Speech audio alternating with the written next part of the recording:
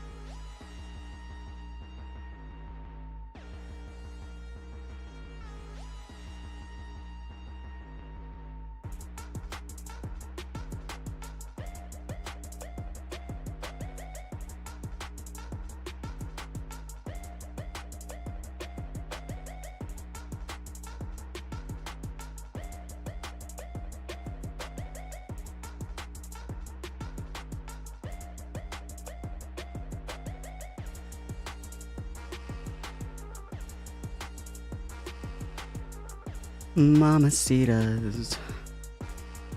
Mamacitas.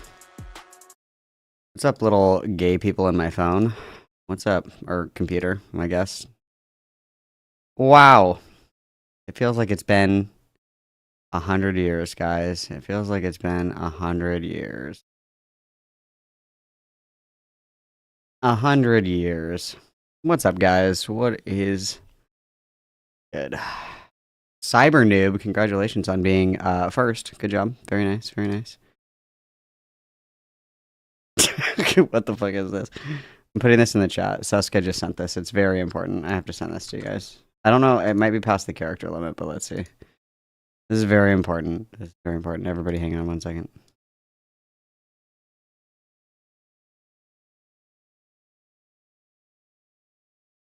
Oh, I spelled the title wrong on my stream. That's good.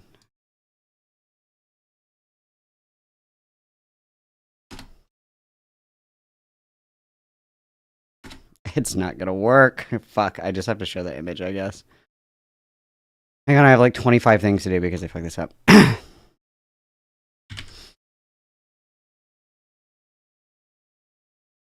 Let me get the image. I'll show you guys. It's beautiful because today is Good Friday, you guys. Happy Good Friday. Happy Good Friday. This is really important. I have to show everybody. Happy Good Friday, guys. I'm gonna read chat while you guys take that in. Well, you guys appreciate that.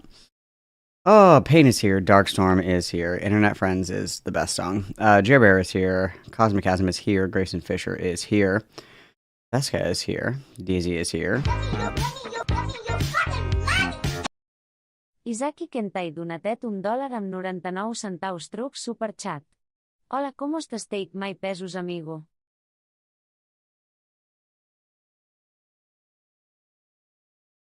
Ah, bueno, bueno. Gracias, muchas gracias. Everybody witness.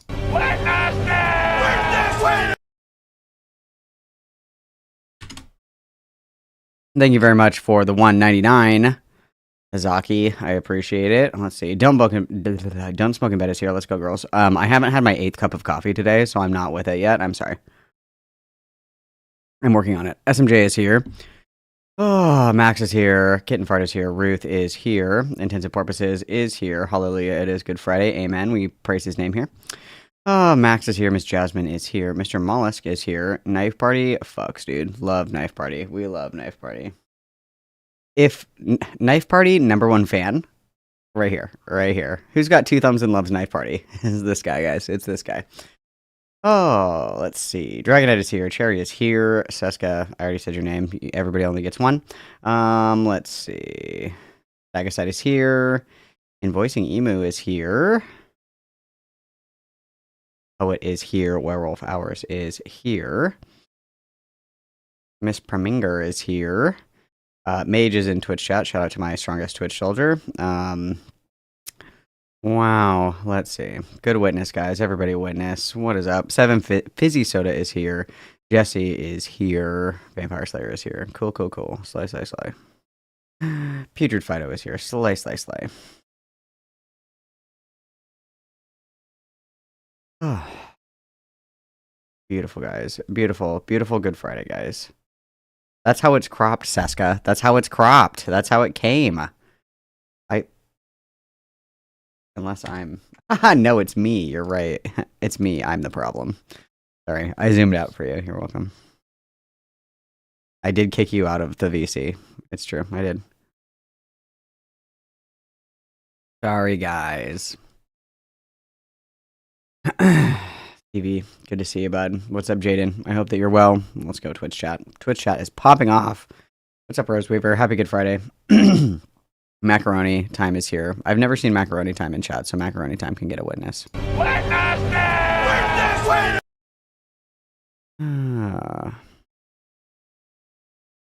What the fuck is this, Sai? Holy shit. Oh, ooh, we'll watch this. Yeah, like the stream, guys. I have the Lexity beatboxing video queued up, and I'm not afraid to use it. I'm not afraid to use it, guys. I am not afraid to use the Lexity beatboxing video. Don't make me do it. Slay! Oh my god! Slay! Yep. Don't make me do it. Don't make me do it. I will do it. Don't make me do it.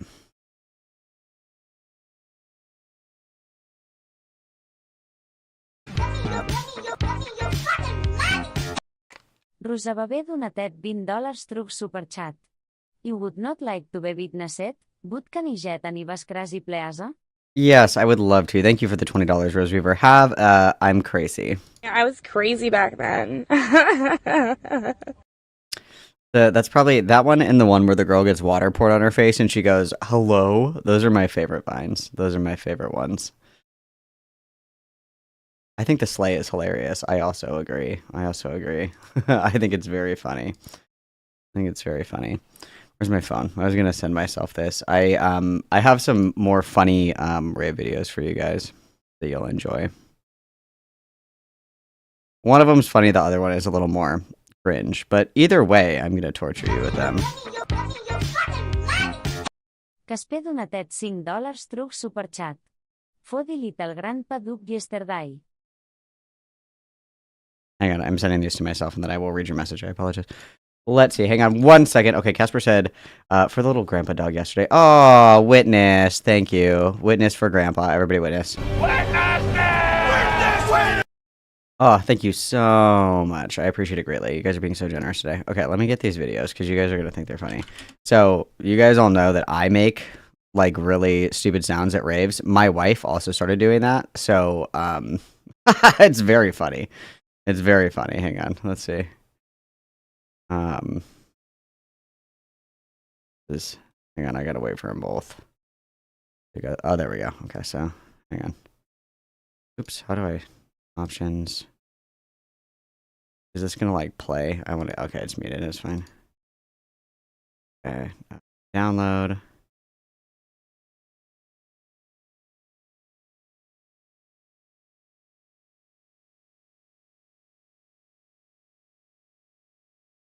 Okay, and let me get this one. You guys are gonna love these. You're gonna love them.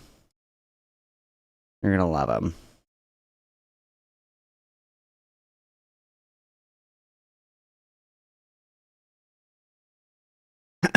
So, yeah, let's see here. So I always make. We're gonna finish the lines of video. Yeah, it's a new wah. It is a new wah. So this is a noise that I made. Hang on, let me just get my folder out. Hang on, let me just get it out because I make the weirdest noises. When I'm at raves, it's quite embarrassing. But to be honest, it's kind of fun. I only take videos at raves for me. I'm that person that has 700 fucking stories on their Snapchat because it's me. I don't think I have the one where I'm like, oh my fucking god. I might have that one. I have like a lovely collection of me just making horrible noises. This is what it sounds like for it. This is me. For anybody who's curious, where is it? That's what I sound like when there's a good drop. That's what I say. It's this one right here.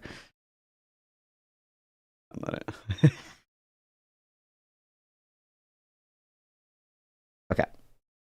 So this is there we go. This is a good one.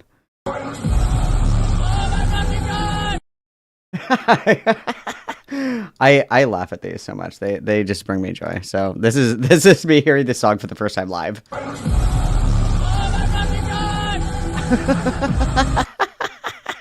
I think it's very funny. Okay, I think it's really good.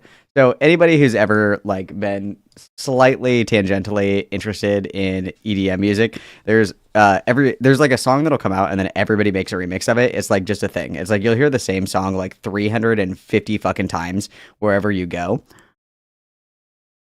And for a long time, and it still is, it's Badadon, and it's a Chase and Status song, and it goes Badadon, Badadon, Badadon, and it's everybody does a remix of this song.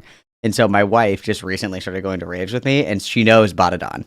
And so this this was a good one, and you can hear her and I both do it. It's really funny.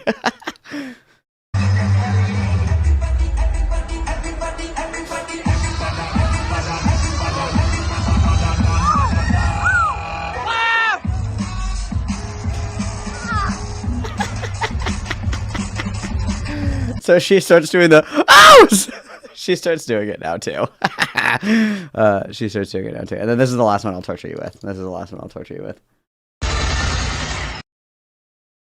This one's a little cringe, but it's okay.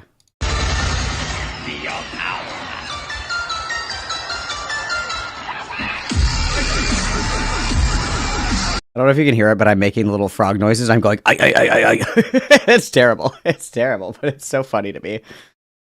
It's so funny to me. It cracks me up. It cracks me up. It cracks me up. Listening back, and I'm going, ay. It's very funny.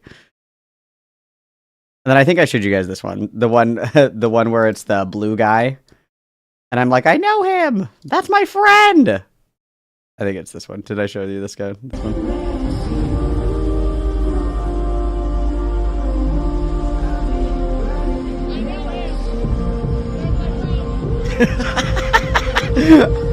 I know him. That's my friend. We get a little crazy. We get a little crazy around here. A little crazy around here. Get a little crazy around here. I don't know what to say. What is the idea that sound is supposed to convey? That's like my I'm so excited I don't have words sound where I'm like, ah, like I'm just like really excited. You know how like Waluigi will go like wah just because he can? That's like what I do. Drumming wah. I'm cringe, but I'm free. That's very true. Very true. I'm straight edge Seska. I can't do it. Yeah, it's like a toddler. Like when you get overstimulated and you just go wah. It's like that's like my stim noise as I go wah. I don't know what to say. The other one too that everybody did for a really long time was Propaganda, the DJ Snake one. There's like a song and then everybody remixes it and remixes it and remixes it and remixes it and you hear it like 27 fucking times. You cannot escape it. I think that we were keeping track when we went to Base Canyon last year. I heard like 83 Badadons. Like 83 Badadons. I was like, how is this possible? How are you guys still remixing this fucking song? It's insane. It's insane.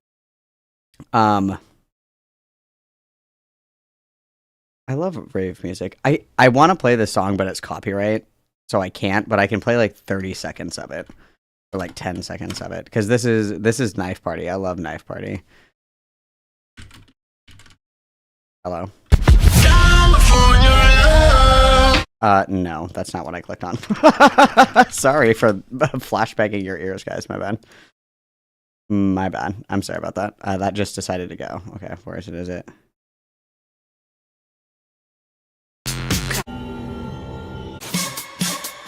You blocked me on Facebook, and now you're going to die.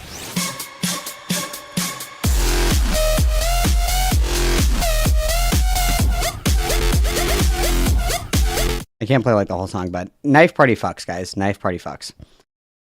Knife Party fucks. 10 out of 10 would recommend. Knife Party music. Very good. Very good.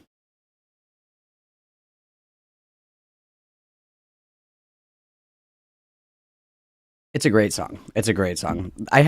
Knife Party was supposed to play at this show that I was going to go to like 2 years ago, and they dropped out like literally, I want to say like 2 days before the show. I was like so fucking pissed off, dude. I was so pissed off. I've never been more mad. Never been more mad. My Nana. I like Centipede. I like, I say this all the time. I think the Riot, Tom Morello, Knife Party, Battle Sirens remix is probably like the best EDM song I've ever heard in my entire life. I think that's my favorite one. I always get in trouble for playing this one, but we'll do it. I'll do it for you guys because I love you. Hang on. Fuck is texting me? Leave me alone. I'm busy. Tom Morello, Knife Party, Battle Sirens, Riot remix.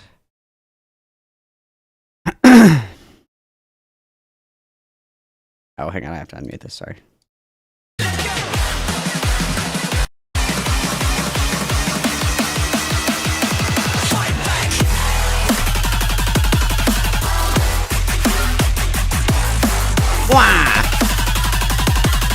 One time somebody left a comment on one of my live streams and it was like, I forgot why I stopped watching Malcolm's live streams. It's like 20 minutes of Malcolm talking about EDM and then talking about the same Tom Morello Knife Party remix for like 20 fucking minutes before doing anything. And I saw that comment and I was like, listen, that was just not necessary. I was like, you just, well, why would you say that? Why would you say that about me? That's like, that like keeps me up at night. I'm like, wow, I got fucking red, dude. I was like, that fucking sucks ass. Like, that sucks. It was a good one. It was a good one. There's the link for that remix.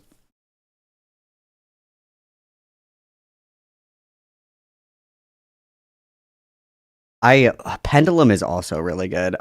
Grizz's very last set that he played before he went on hiatus was at Base Canyon in 22, I think. It was his last set, and he announced that it was his last like live performance, and Grizz played at the same time as Pendulum, and I missed Grizz to go and see Pendulum because Pendulum never fucking plays in America. And everybody's like, you missed Grizz's last set. I was like, yeah, I don't fucking care, dude. I would rather see Pendulum. A million times over, I would rather see Pendulum. A million times. I wonder if I can find this comment in my YouTube studio really quick because it haunts me. It really haunts me. I've never been like more attacked in my life. It just really was unfair.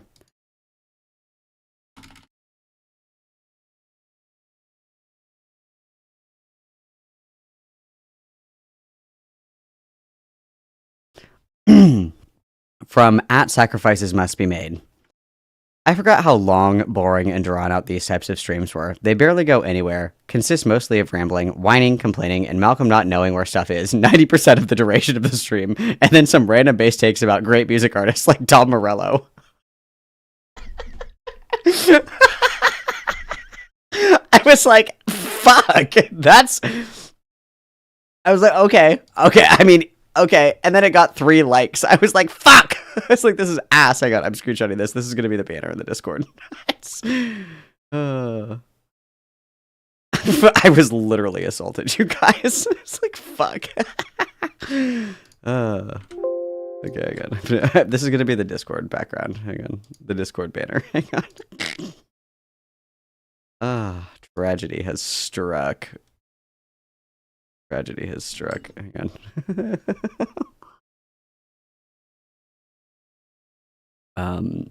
Okay, where do I...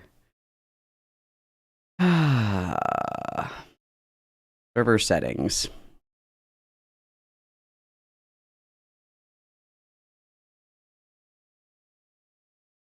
Oh, do I have to be on mobile to do the banner? Oh, dude, that's gay. I gotta be on mobile? That's fucking gay. Whatever, I'll do that later. Let me just send that to myself. I'm gonna put this... Oh, Seska, you're here. Seska, make this the banner. Here. You should be able to do that, shouldn't you? Isn't that within your purview? Here, I'm putting this in stream chat. You should be able to do that, Seska. It's really important that you do this for me. Wow. Okay, anyway. I got fucking torn apart, but...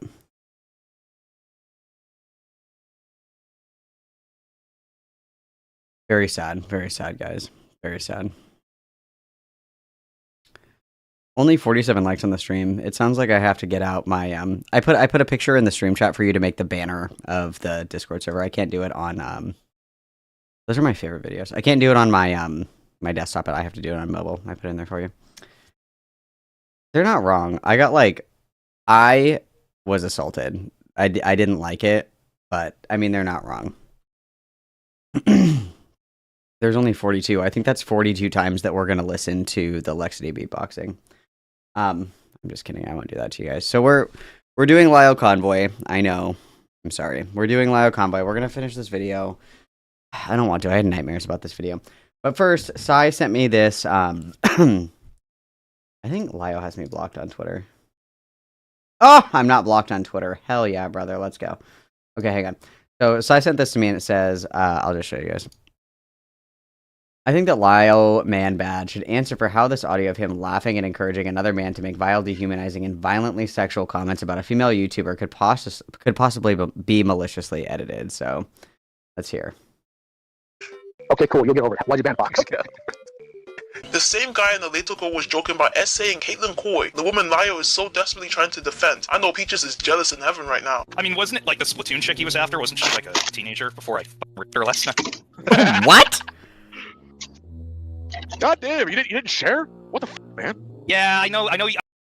This is from the Alpha Wolf locker room.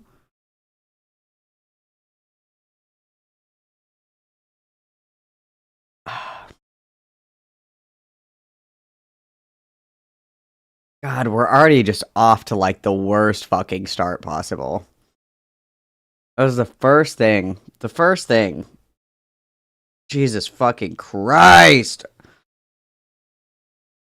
Fine. It's fine. I know you said you wanted to take that cherry, but I just couldn't help myself. What's the name of the... I'm gonna fucking lie in the street!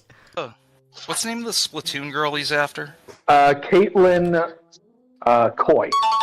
Okay. It's not like She your best friend? She exposed 18 plus imagery to minors. Well, actually, I popped her cherry last night. I pinned her down and ripped her in... Dude, what the fuck? What the hell, dude? And they're like watching like fucking Subway Surfers and shit, like fucking dangling keys in front of a toddler while they talk about raping a YouTuber in the alpha Chad dark fucking werewolf chat room.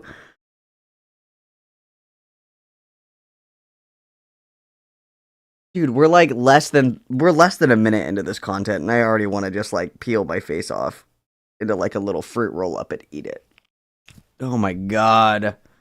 Inside her, and she might get pregnant. My goal is to actually get her pregnant. No, you. No, the thing is, you're. Fox, I thought you had her butt.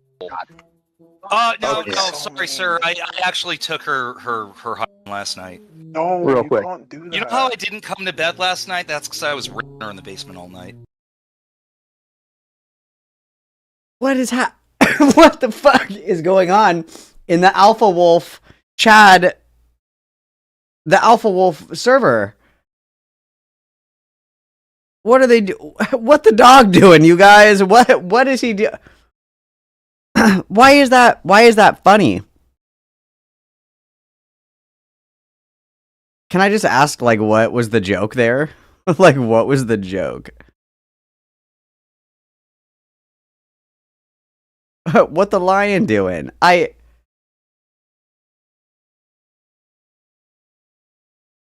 The Sigma Wolves meme channel is shut down until we receive further court notice.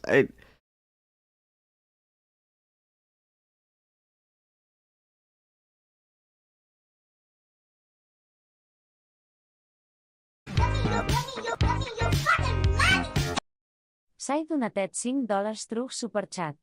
This kit and with Leo and Tantazar Fox bit mil trolling and they said this to him. Thank you for the $5, Sai. Everybody witness.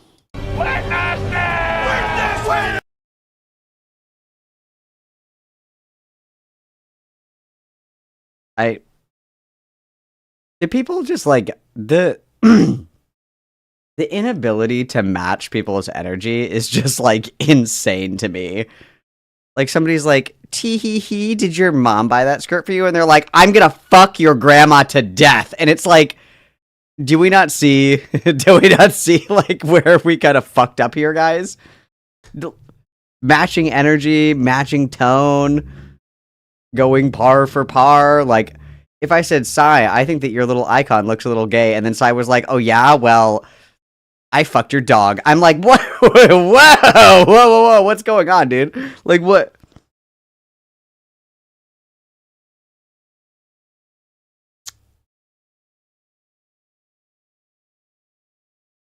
Yeah, okay, alright. I guess we'll just go to the Lanza YouTube video.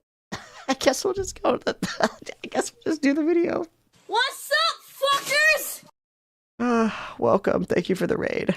Everybody witness. Thank you, Pieman. I'm unwell. I'm unwell. I'm not good. Oh, God. I feel like I'm going to be sick.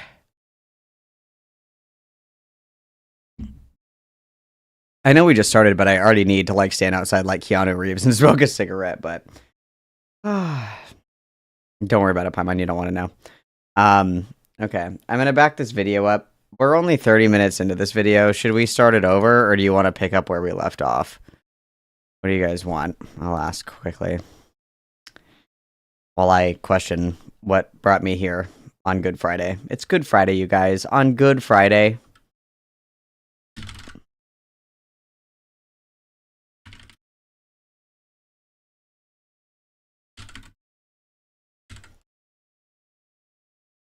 Okay, you guys decide. All around me are familiar faces. Worn out places. I'm so unwell. I'm also seeing right now there's 115 people in chat, and there's only 59 likes on the video, and I do have the beatboxing queued up, so I have it queued up. So it's right here and it's waiting for you. So I'm gonna begin beatboxing. However, I will say, as an amateur, some of this is pretty intense. Oh my god, slay. quickly. All right, before I continue, I'm gonna refresh. Let's see here. We could do better. We could do better. Oh my god, slay. Oh my god. Okay, let's see. Much better. Much better. Much better. Good job, guys. You're getting there. You're getting there. Okay, I have this bookmarked, so, and it's timestamped. You guys better start acting right, is all I'm gonna say. Okay, don't make me get out the Lexity beatboxing video. God forbid.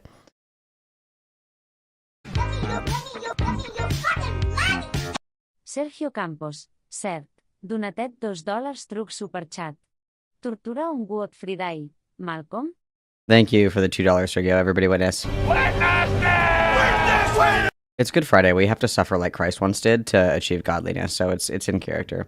I'm glad that you passed your math test, and there's not on Twitch, unfortunately. Twitch and KickChat are at the mercy of YouTube chat. I don't make the rules.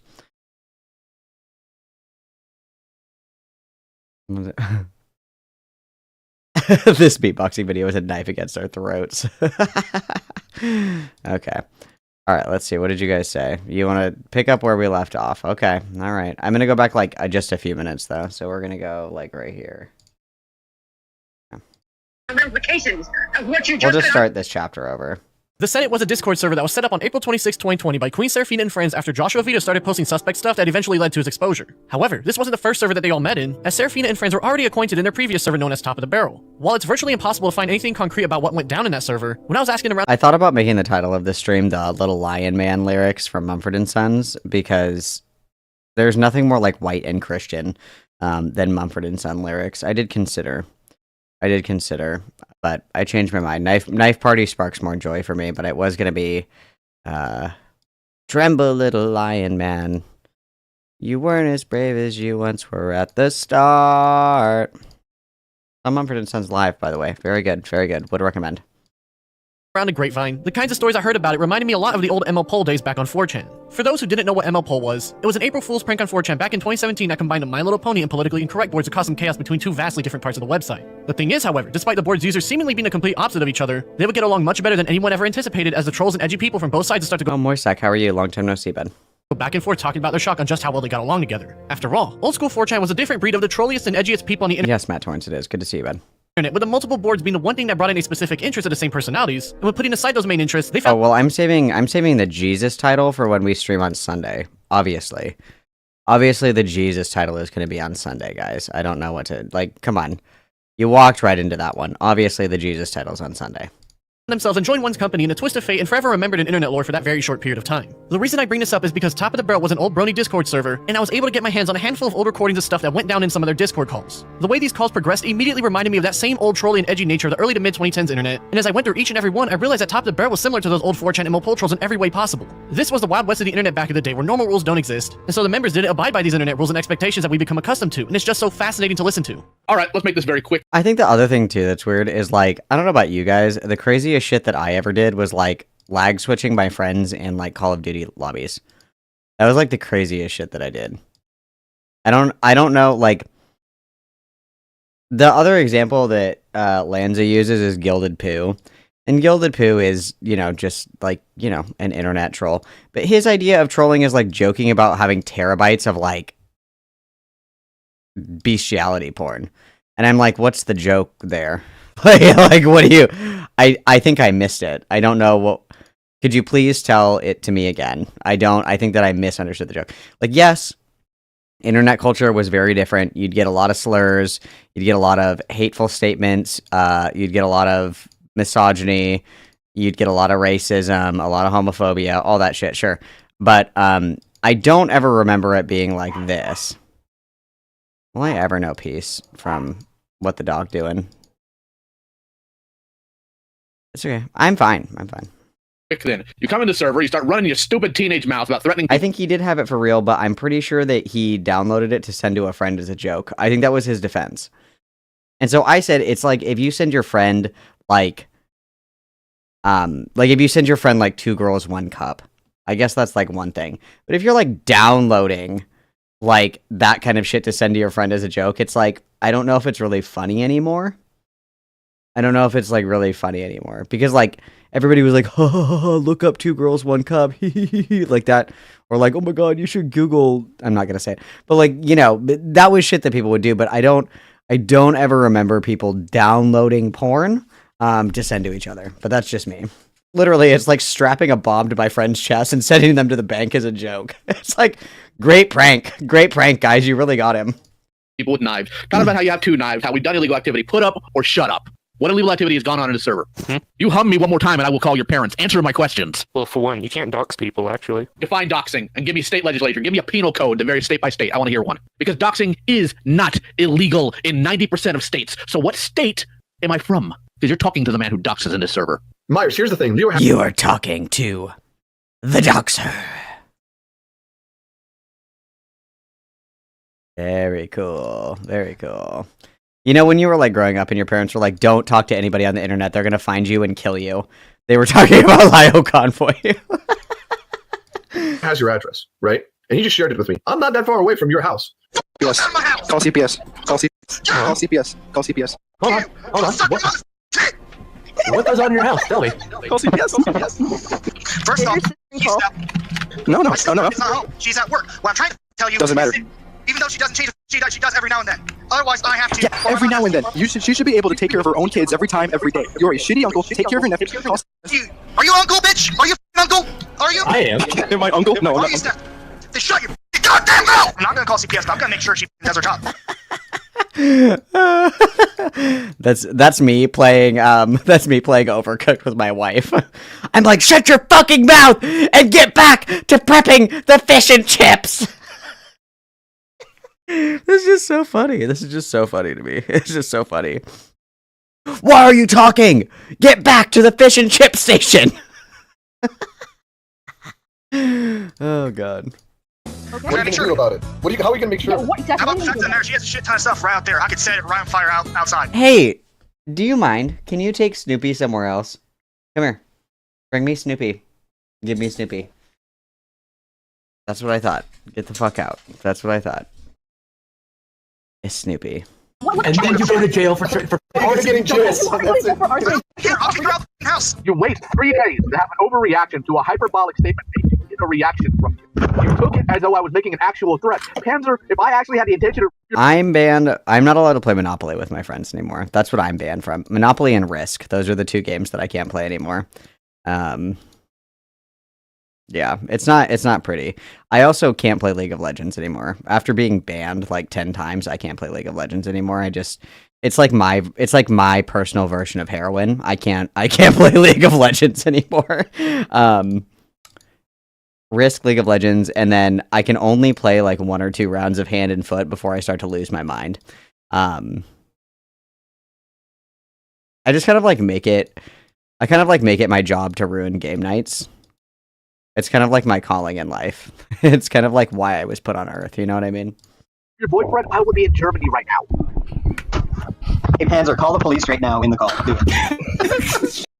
Every time that I play Monopoly with my wife, she's like, I thought that you were supposed to be like a leftist or something, and I'm like, The game is Monopoly, not communism. So shut the fuck up and pay up for landing on my 4-hotel boardwalk place. Go ahead. Go ahead. Go ahead. Read your card. That's with a hotel. Go ahead. Oh, you have to sell some properties? That fucking sucks, loser. Anyway, do you want to trade me your railroads and I won't make you pay? I love being a domestic terrorist. Panzer, if I were to message your boyfriend right now, how would you stop me? Well, I would. Hand and foot mention, witness. Dude, I fucking love Hand and Foot. That's like one of my favorite games. But I get so mad. I get like angry. I get like super pissed. I'm such a bad loser.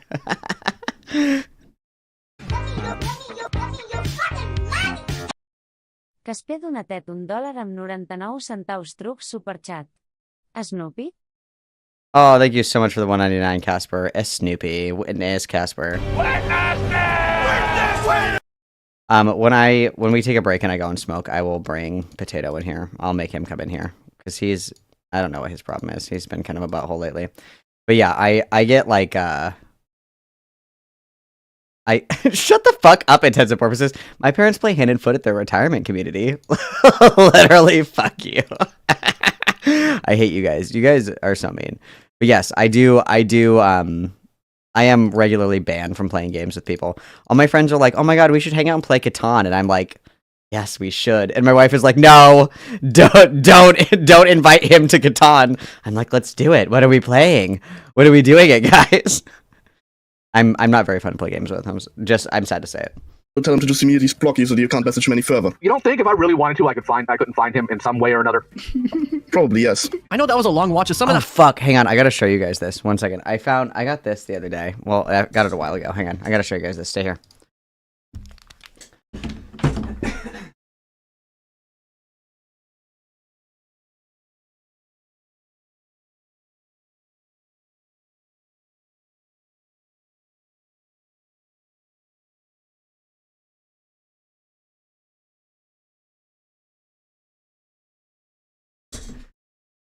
No, you're fine. You're fine. So what did you think I was doing out there just like punching the wall? So I found this by a dumpster behind a Goodwill. So it's a dope dealer monopoly. It's a drug dealer monopoly. And it's like old as fuck. I think it's from like the 70s or something. So it's like this old ass fucking monopoly game, but it's like you're a drug dealer. You're a drug dealer. So these are what you trade with. So this is 500 pounds of hash. What are some of the other ones in here? 100 pounds of marijuana. What else we got in here? 500 pounds of opium. And then all of the different locations are like the opium den, jet to trade, drop that joint. And then you get the schizoid informer, bust any deal if you land on this square. And then each one of them has like a different thing. There's Bangkok, there's Kabul, there's Guadalajara. It's like actually like super, super fucking sick. I haven't played it yet, but it's like old as fuck. And it's like drug dealer monopoly. It's actually super sick. But the problem is because I burned all my bridges with board games, nobody will play it with me. That's half the problem. Is nobody wants to play with me because because I'm too aggressive when I play board games. Nobody wants to play with me. Neither here nor there. Just you and me in the silence between us. Oh, hey, either give me Snoopy or get out. Thank you. Yeah, it's like analog GTA. It's like it's acoustic GTA.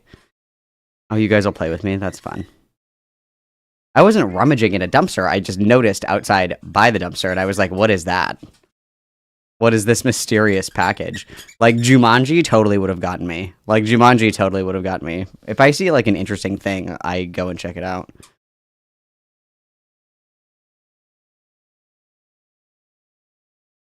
I had this game on my TI-83 in high school. Oh, crazy.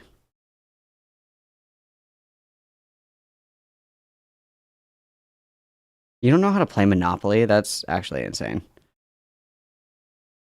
I could play board games on. Oh my god, that'd be so fun. I could like verbally berate you guys over Monopoly on stream. That'd be super fun. No, I have not, Seska.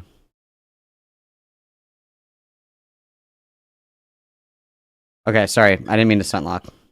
Let's continue. Sorry, my bad. Highlights from Top of the Barrel, but this is like a blast in the past on what the remnants of the old edgy internet days were like. You heard how Lyle admitted to being a doxer and using white pages to get people's info. And the most interesting part is that this kind of stuff is normal in these niche corners of the internet. Obviously, this isn't a good look at all in the mainstream public, and I agree it's very bad. But in these niche circles, this is just another way for people to get their laughs for the day. And seeing how Top of the Barrel used to operate helps me understand how the Senate was like when it was first made back in April 2020. Top of the Barrel was also the beginning of Lyle and his predator hunting career as well. If you don't get out of here with Snoopy, give me Snoopy or get out. He's just coming and sitting here right behind me and squeaking. It's ridiculous. As the first ever situation he found himself in was the Toon Critic Y2K stuff after he inserted himself into it from way back when for those that remember. Now for the first year and a half, the Senate was basically like Top of the Barrel. However, with Lau and Queen Seraphina starting to gain a reputation in the RCC by helping out content creators in that space with their own issues, the people who started to join the place weren't the typical edgy trolls. He just keeps coming back, and then I turn around and he runs away. Give me Snoopy. Come here. Come here. No. Come here. Come here. God damn it. It's Snoopy. He likes to squeak it, and then he throws it on the ground, and then he rolls on top of it. He doesn't want to play with it, he wants to roll on top of it. He's my son. But young teenagers and adults who are in the general art community online and for more mainstream internet circles or threatening to dox people wouldn't fly. That doesn't mean stuff would slow down, however, as there's a recording where Lau got someone's mother's phone number and called them.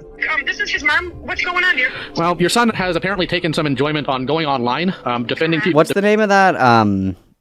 The Alpha Squad or whatever on TikTok? The Alpha Wolf Squad TikTok. What is that place? Running with the Wolf Pack. The Alpha Wolf Pack. The Alpha Lion Pride. Defending people who children and animals and not accusing, but threatening to one of my kids.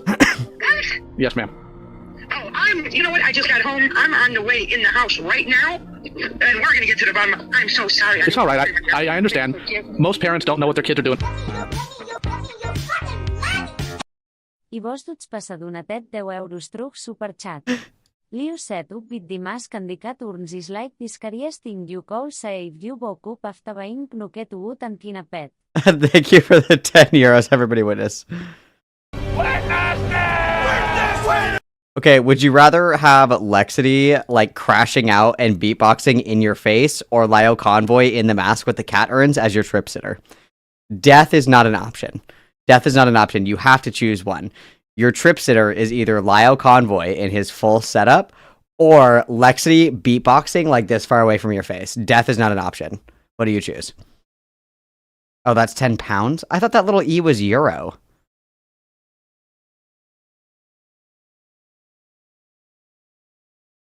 You guys would take that fucking... You would take that lion mask over Lexity? I would take just about anything instead of that fucking lion mask, dude. Oh, it's euro. Okay. Sorry. Whoa. Whoa there. Settle down. Settle down. What is it? What is it? It's a euro. That's a euro. Yes? Yeah, it's a euro. Shut up, guys. Shut up, guys. I was right the first time. I'm gonna say it. I don't care that I broke your elbow. I'm gonna be brave and I'm gonna say it. I think that I would probably rather be molested than be trip sat by somebody in that lion mask. I think that would make me, like, schizophrenic for the rest of my life. I think that I would never emotionally recover from being, like, in another dimension, like, fighting for my life, like, actually meeting God, and then open my eyes and I see the lion mask. I think I would freak the fuck out. That would be way too much for me. I think that would put me over the edge. I think the lion mask is, like, way too much. The lion mask is too much, you guys. It's way too much for me. I don't think I could do it. I don't think I could do it, you know? Doing online. I know he's on the spectrum, but he's been doing this for a while now, and I think it's better you find out than... Are you guys not looking at the same mask as me? That is, like... That's, like, my worst nightmare is that mask.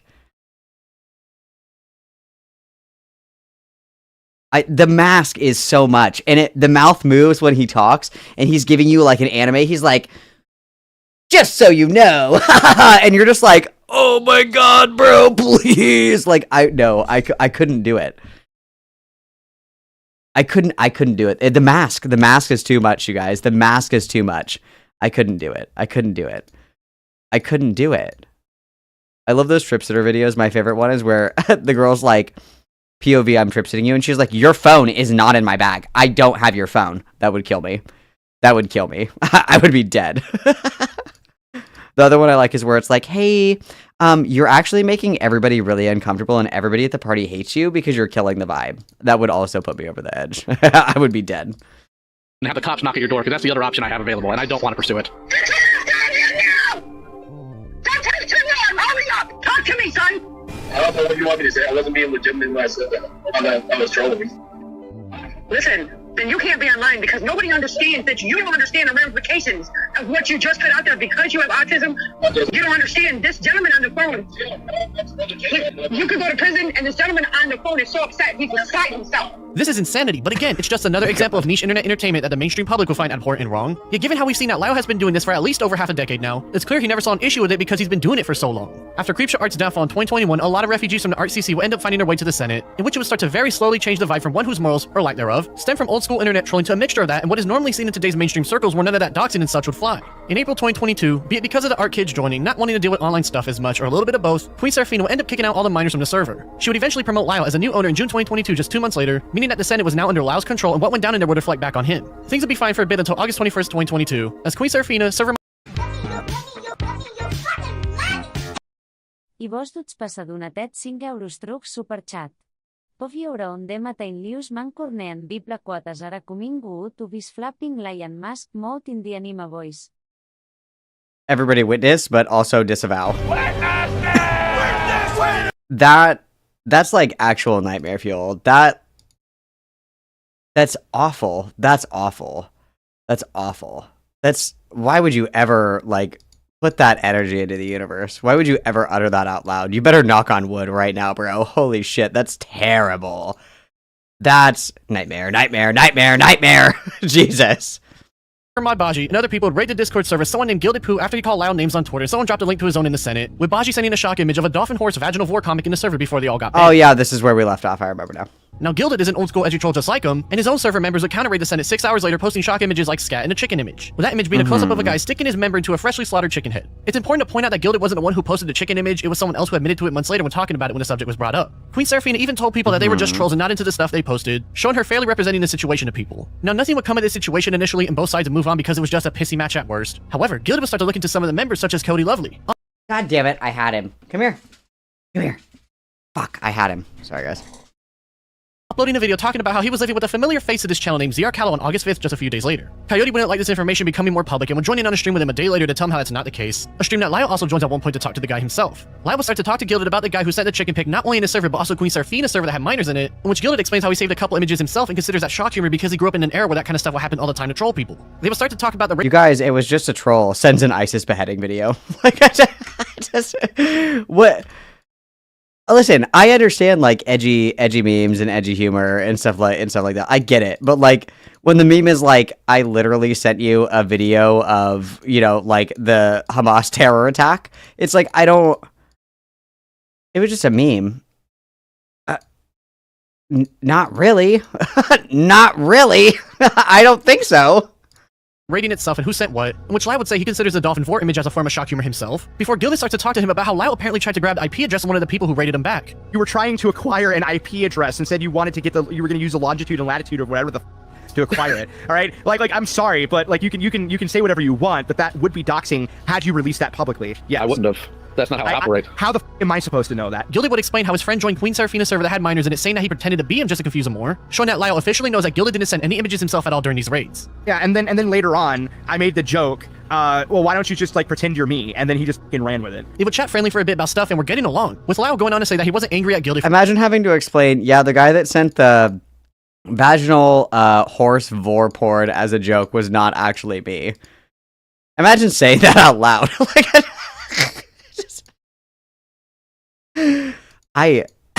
where are we, dude? For what went down, with their conversation shifting back to the doxing stuff, as Lau admits to releasing private information publicly on 2 occasions as they discuss whether it's morally acceptable to do or not. The most epic troll ever was showing 9/11 footage to like first graders. That was the most epic troll. They got so fucking owned, dude. I am not angry at you.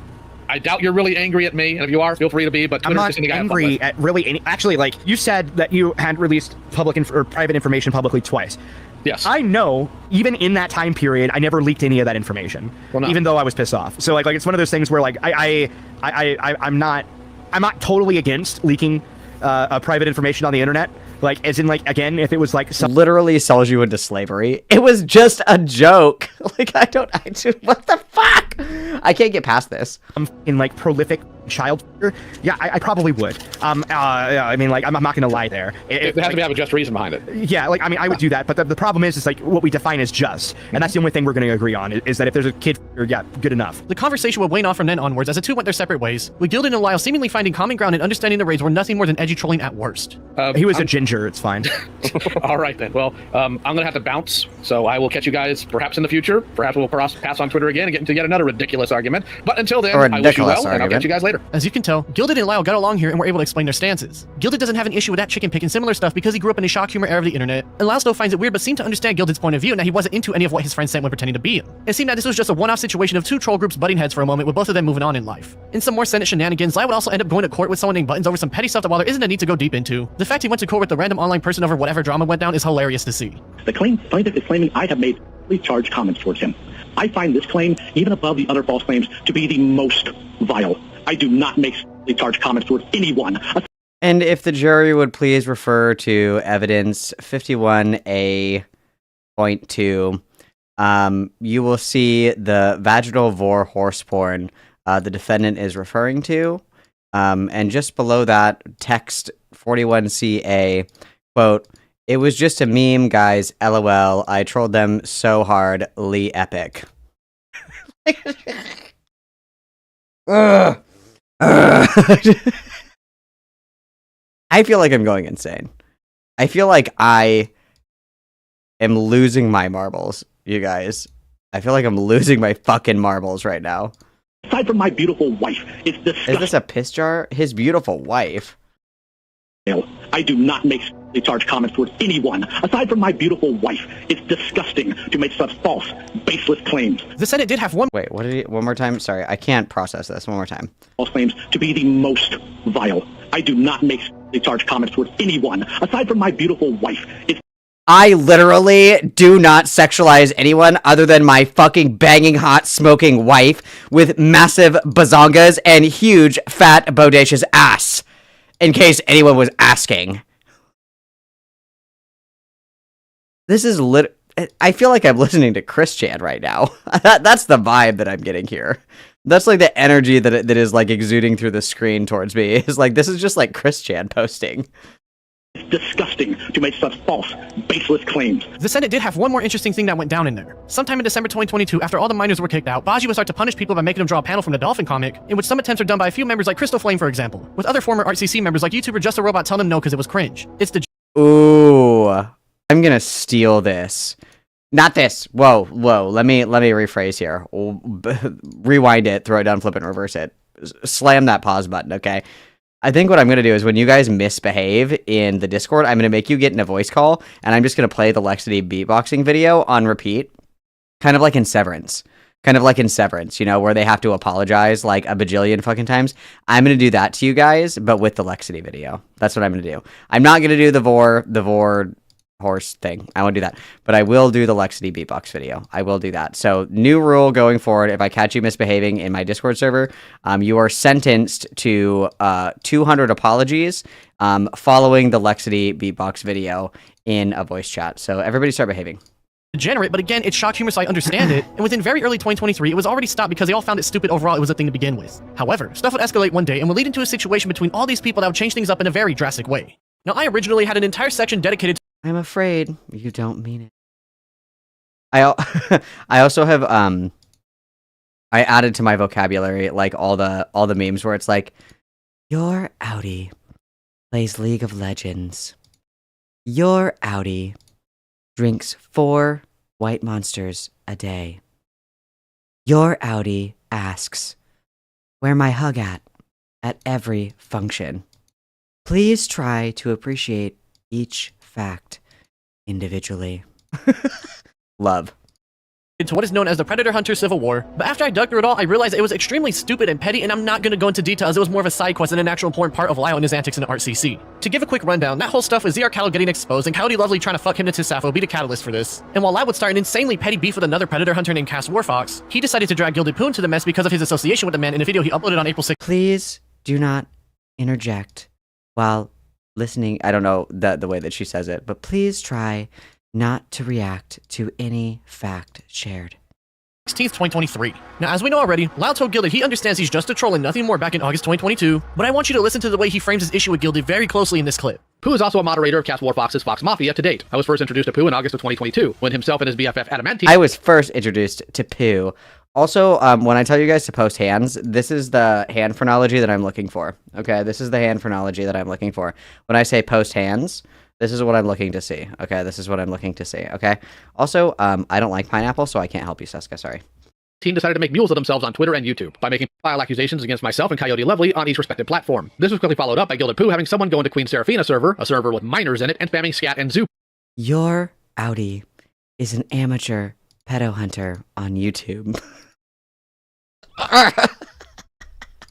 I'm not going to verbally describe the stuff, but the description for it is on screen. A couple days later, another friend of Pooh's called Gallagher came into my community server, another server with minors because these guys are too afraid of 18+ servers like Peach's server and Senate, but will happily raid ones full of kids for some reason. Notice how Lau fails to tell the full truth to the story at hand, instead framing it as if Gilded and his friends are going after them on their own accord when it was in fact a counter raid started by Queen Seraphina and Baji. While the stuff that was sent wasn't good and I don't agree with it at all, Lau has a duty to tell the truth to the story and failed to do so in order to paint Gilded as if he's into that disgusting content in the worst light possible. He would show how Gilded was still trolling people online with the shock images he had, yet frames it in a way that sounds like he's into that content, when again, Lau already told him that he knew he was just a troll in their call together back in August 2022, yet now months later is framing him like he's a zoophile. Well, that would be the fact that his admin, Gilded Poo, admitted directly to Cass that he owns terabytes, plural. This is kind of making more sense to me because I remember watching a Gilded Poo video on Lyle Convoy.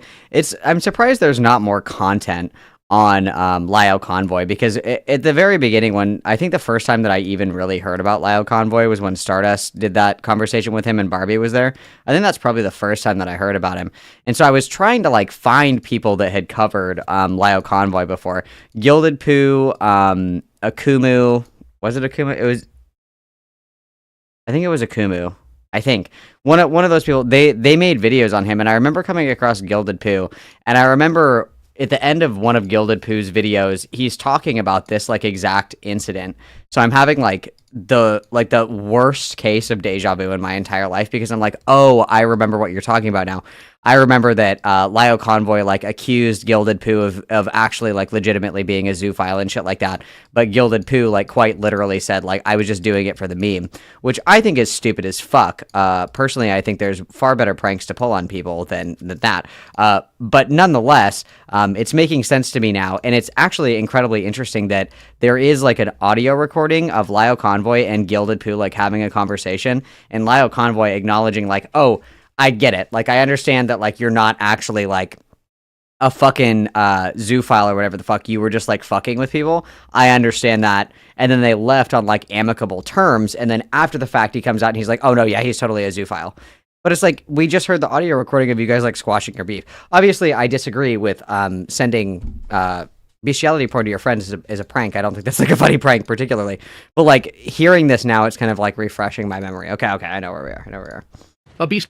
So we have a right-wing Zoom fanatic. A few days later on the 21st, Lau would upload an addendum to correct mistakes he made in the original upload, such as mentioning the name of someone in a bad light when they weren't bad at all. He then starts talking about Gilded Poo some more, and by this point people learn that he had called him back in August. Interestingly enough, he frames that call to him as trying to keep Gilded talking to figure out his damage, rather than actually understanding he's just a troll and nothing more, either meaning he was pretending to understand he was a troll to get him to keep talking, or he believed back then but now would make him look bad so he's trying to double down and try to say he was just trying to play him. Either way, it shows the kinds of dishonest mind games Lau likes to play with people. In this stream, I said this. Yeah, something.com. Yeah, and all it was about was gore. And that was where people would pass that around to shock people and them up and everything, right?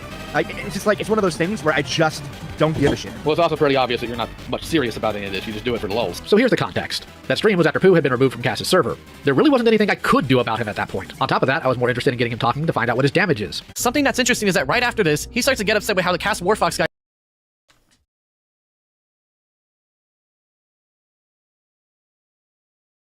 let Hypnotist Sappho speak on a stream and didn't bully her immediately, yet one can argue Cass is using the same tactic he used on Gilded Poo by playing nice to keep her talking, yet when someone that isn't him is doing it, Lau thinks they're a bad person. And since I know Cass and if people are really stupid, No, it's not the same as you being cordial with a monster like Sappho. You already know everything you need to about Sappho. Right there, how he says it's not the same as him trying to shut down a valid argument against him, because even though I have the same opinion that Sappho should be shat on and bullied anytime she pokes her head into the public, if someone is trying to get info, playing nice is a known tactic in doing so, and in fact, Lyle knows and does this Well, I was gonna say Lyle quite literally does this. He was trying to get buddy with fucking Ant, so he could send messages to I love KP or whatever the fuck. For the record, I don't give a shit about the Anthony KP drama. I don't care. I'm just a casual observer. Okay, I'm a casual observer. I don't have any strong feelings either direction, to be completely honest, because I don't even truthfully think I fully understand what's going on. But nonetheless, like, this is something that Lio did like literally last week, where he was trying to like butter Ant up so Ant would like talk shit about KP, and then he could run and play like fucking tattletale to Kim Possible about what Anthony was saying about her or whatever the fuck. Speaking of which, hang on.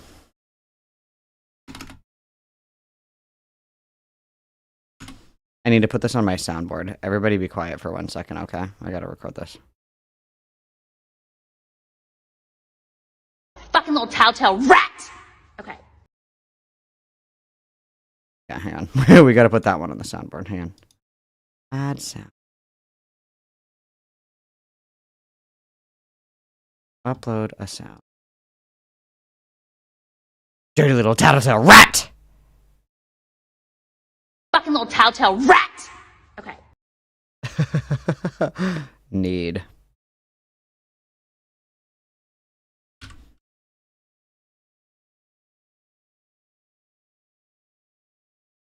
Perfect. There we go. There we go. Fucking little tattletale rat! Yes. Dirty little tattletale rat! Yes. Yes, I love her. There was one more that I wanted. Hang on.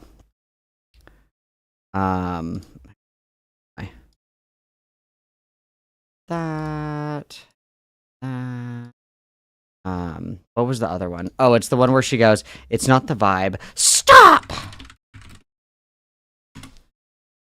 Okay, everybody quiet. Quiet in the studio. It's not the vibe. Stop! Perfect. All right. Add sound. Browse. Spin. Not the vibe.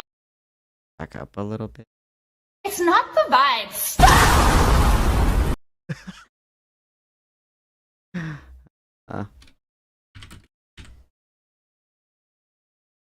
Perfect. All right. We can move on. Thanks, guys. Thanks for your patience. Okay, sorry.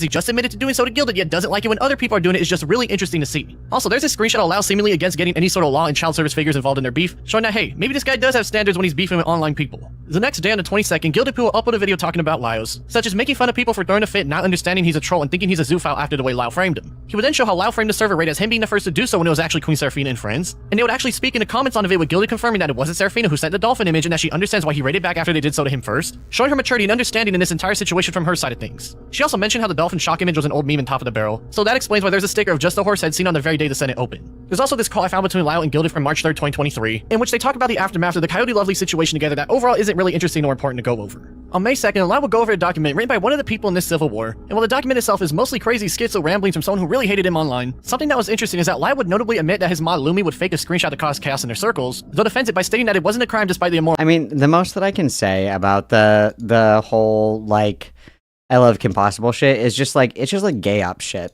And if that's what people want to do on the internet, I don't care, but I think it's gay. I think it's super lame. I think it's really fucking stupid. Like, I just don't give a fuck about it. Like,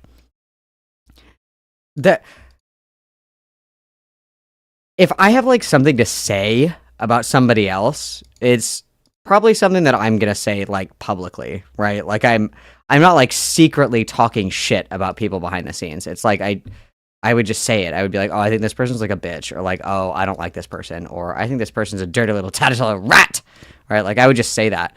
I don't really get this whole like slimy weaseling around, like gay opsing, like trying to get people to be nice to your face so they'll say shit or whatever the fuck. Like, I don't get that. I think that's really fucking stupid. So, I mean, it's very childish. It's very petty. It's very like, you know, 8th grade tattletale bullshit. I think it's just fucking stupid. But outside of that, I don't really have much to say on it, to be honest. Like, if you guys don't like each other, just like fucking juke it out and get it over with. Like, just say like, right, Anthony, I think you're a bitch. Just say it. Like, I don't know why we have to be like, oh my god, like pretend that you like him and see if he says crazy shit about me, and then come back to the group chat and we'll laugh about it.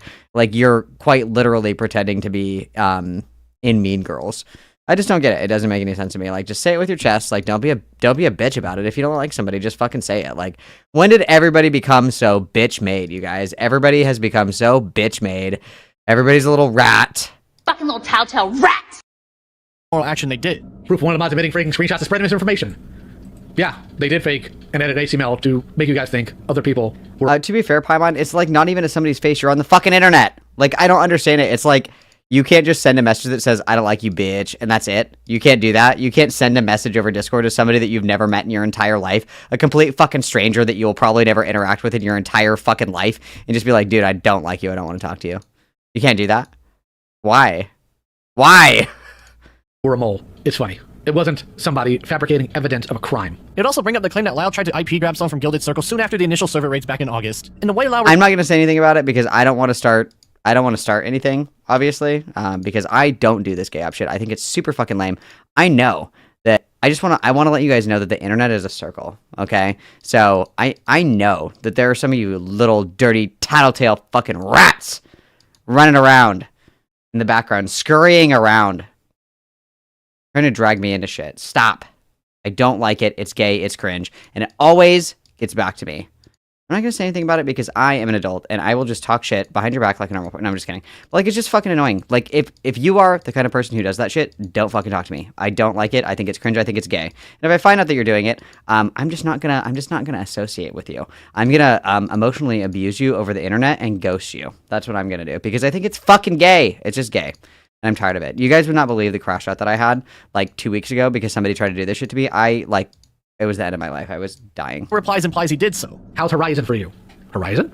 You mean Verizon? Verizon Wireless? Because that's what the IP address shows? Wireless? At first, I thought he was just joking around after making fun of their grammatical mistake. But in the audio itself, he actually does say Verizon, meaning that he did attempt an IP grab on this person. You keep... How's Verizon treating you? Hold on. How's Verizon treating you? Verizon? They dropped me. I have to use, like... The rest of the stream is finishing through the document and basically showing everyone that it's extremely nitpicked and schizo. And even though it does show more people how Lau has a bad habit of trying to get people's info he doesn't like, we've already seen that here already, so it's nothing new to us. This civil war would eventually wane off by summer as things kinda just drifted into the wind, and for a moment things would get pretty silent from both parties in their respective beefs. Gilded would cut off Cass Warfox for being a snake to him during all this, and Lau would upload another video about the dude a few months later, but overall, things seem to have finally been coming to a close. However, Gilded was still understandably mad that Lyle implied to thousands of people he was a zoophile, and so in the background he would work on what would become the start of something brand new for this side of the internet to witness. On September 16th, 2023, Gilded Poo will upload a video talking more about Lao Convoy. While a lot of it in that video is stuff we already learned about, there's one thing in particular that he brings up that is much more interesting than the rest. On February 22nd, 2022, Queen Seraphina will upload a call between Lao and someone named Dreadful Jax, and at the time 15-year-old who got into a petty argument in a voice call in the Senate just 5 days prior. The way the call goes down makes Lao look extremely... Is this the one where he's saying that he's going to go to this kid's school? Is this one? ...bad? So let's take a listen at a long but very interesting clip on what went down in there. And look. Hi. Nora, you wanna know something funny? You wanna know something super funny, man? You have no balls. Jax, shut up! What's Lio? Jax, how old are you? Hi, Lio. How old are you? 15, man. What, you think I'm scared of you? Oh, you probably should. I got him. This potato. I finally got him. Hi. Are you gonna sit with me for a little bit? You kind of stink, bro. You probably need a bath. You kind of stink. Kind of stinky. You know that? Kind of stinky. All right, you can go now. You kind of stink like feet. You kind of smell like feet. You do. You're kind of stinky. At least you probably wash you. You could probably use a bath.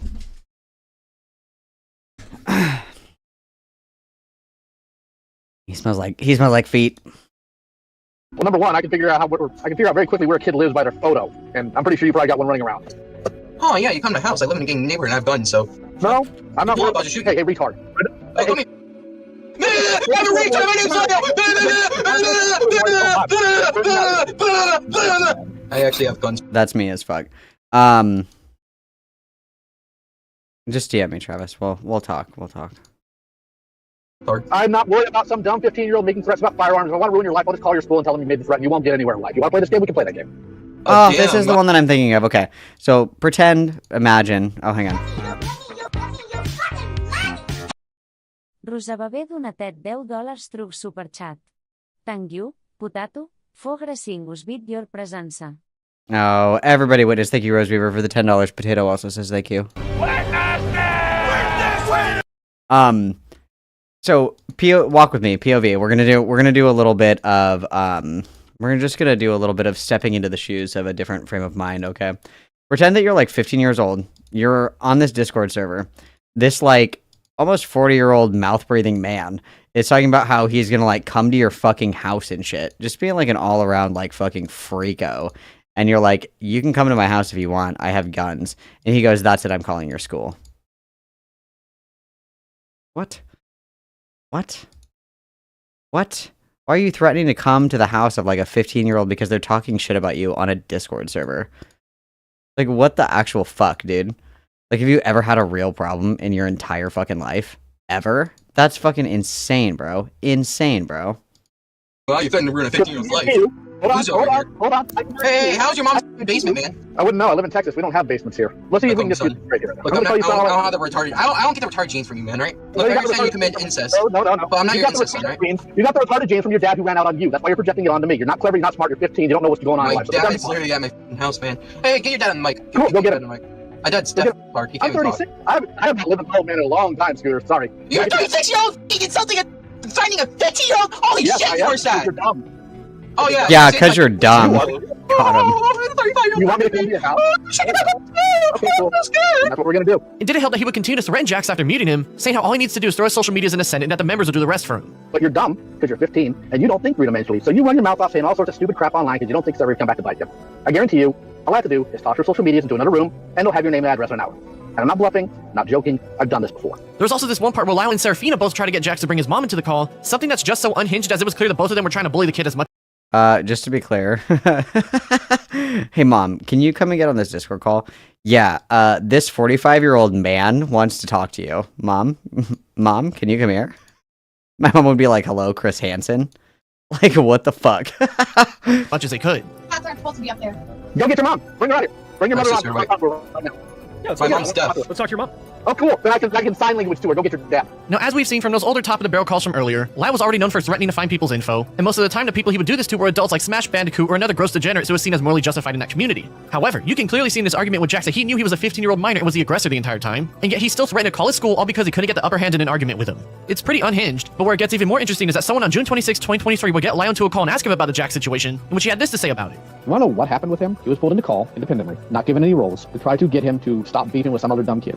I hop in the call, and Jax loses his mind, threatens to shoot me, threatens to do all this, couldn't call his parents because they're dead. Also, just for the record, Jax never threatened to shoot him. He said, I'm going to come to your house, and he said, come to my house, I have guns.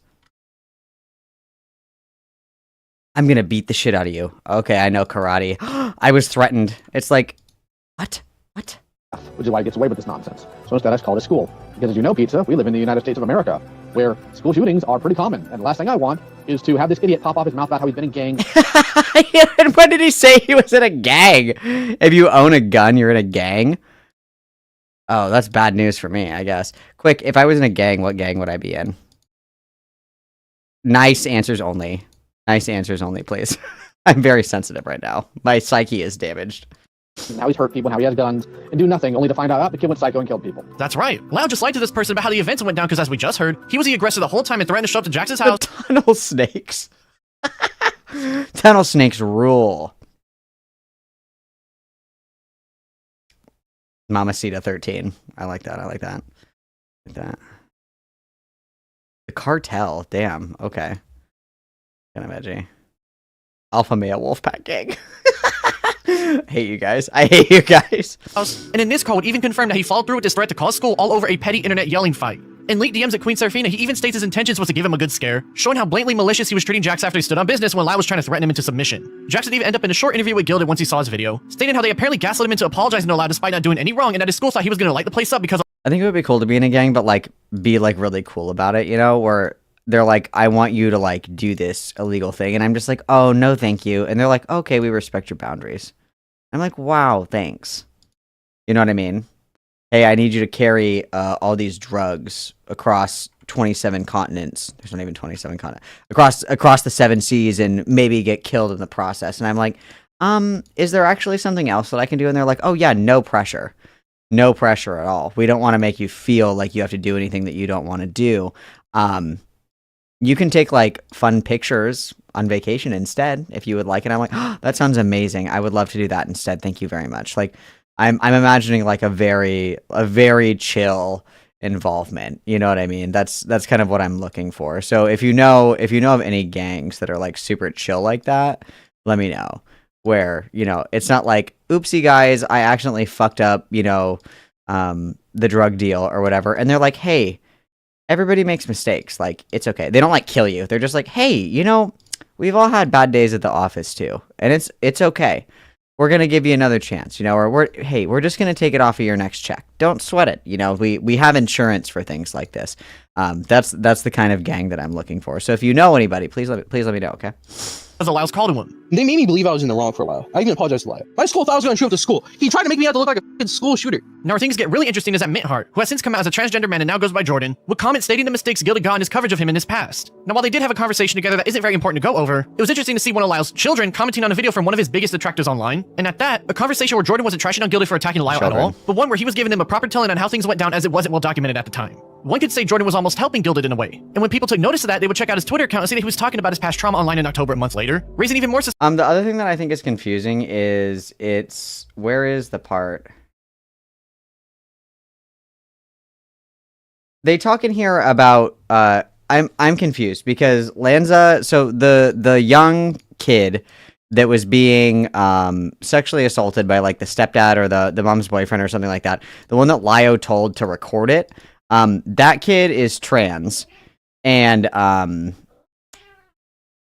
that kid's name is Jordan. So they're talking about this Jordan. I don't know if it's the same Jordan. The Lanza used a different name earlier in the video, but I don't know if it's the same person. I don't know because they used a different name earlier. But the kid that was told to record it went by Jordan. I don't know if they're the same person. It would get even more interesting because Hopeless Peaches was starting to talk shit about Jordan just a few days before this by making a drawing of him in a pile of trash, same Jordan, calling him a loser, okay. and notably showing what appears to be a dead cat at his feet. Nonetheless, things that carry on like normal. His own audio clip from earlier that year had Lau Oh, Mintheart was the screen name. Okay, got it. Okay, sorry. confirming that Joshua Vita was apparently a free man on probation and was still trying to contact his old victims. We just passed the cops more information. We just got about 4.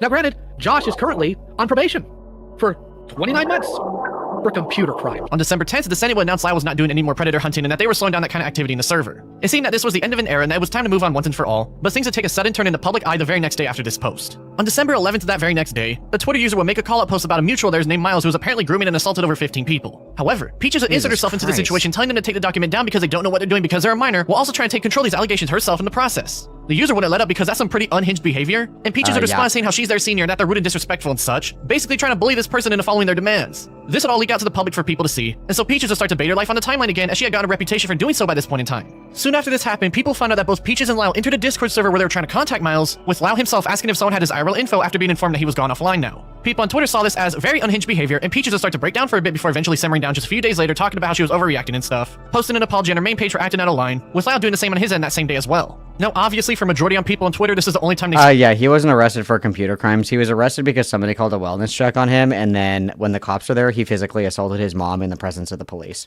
which is a really good way to get arrested. So, it actually had nothing to fucking do with anything that Lio was doing. It was just like a kind of like a freak coincidence is the reason that he ended up getting arrested. But it's like, I think there's something to be said for embellishment or hyperbole.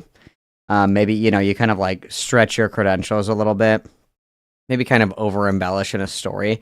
I think that that's one thing, but completely misconstruing the facts of an event down to I am the reason that this person got arrested for quote computer crimes, when one, you had nothing to do with it, and then two, it had nothing to do with any of the shit that Lyle like supposedly caught him doing with the pedo hunting shit. It was completely unrelated. It was something that was just like a fluke. And then Lio took credit for it. I think that that's I think that that's like kind of crazy.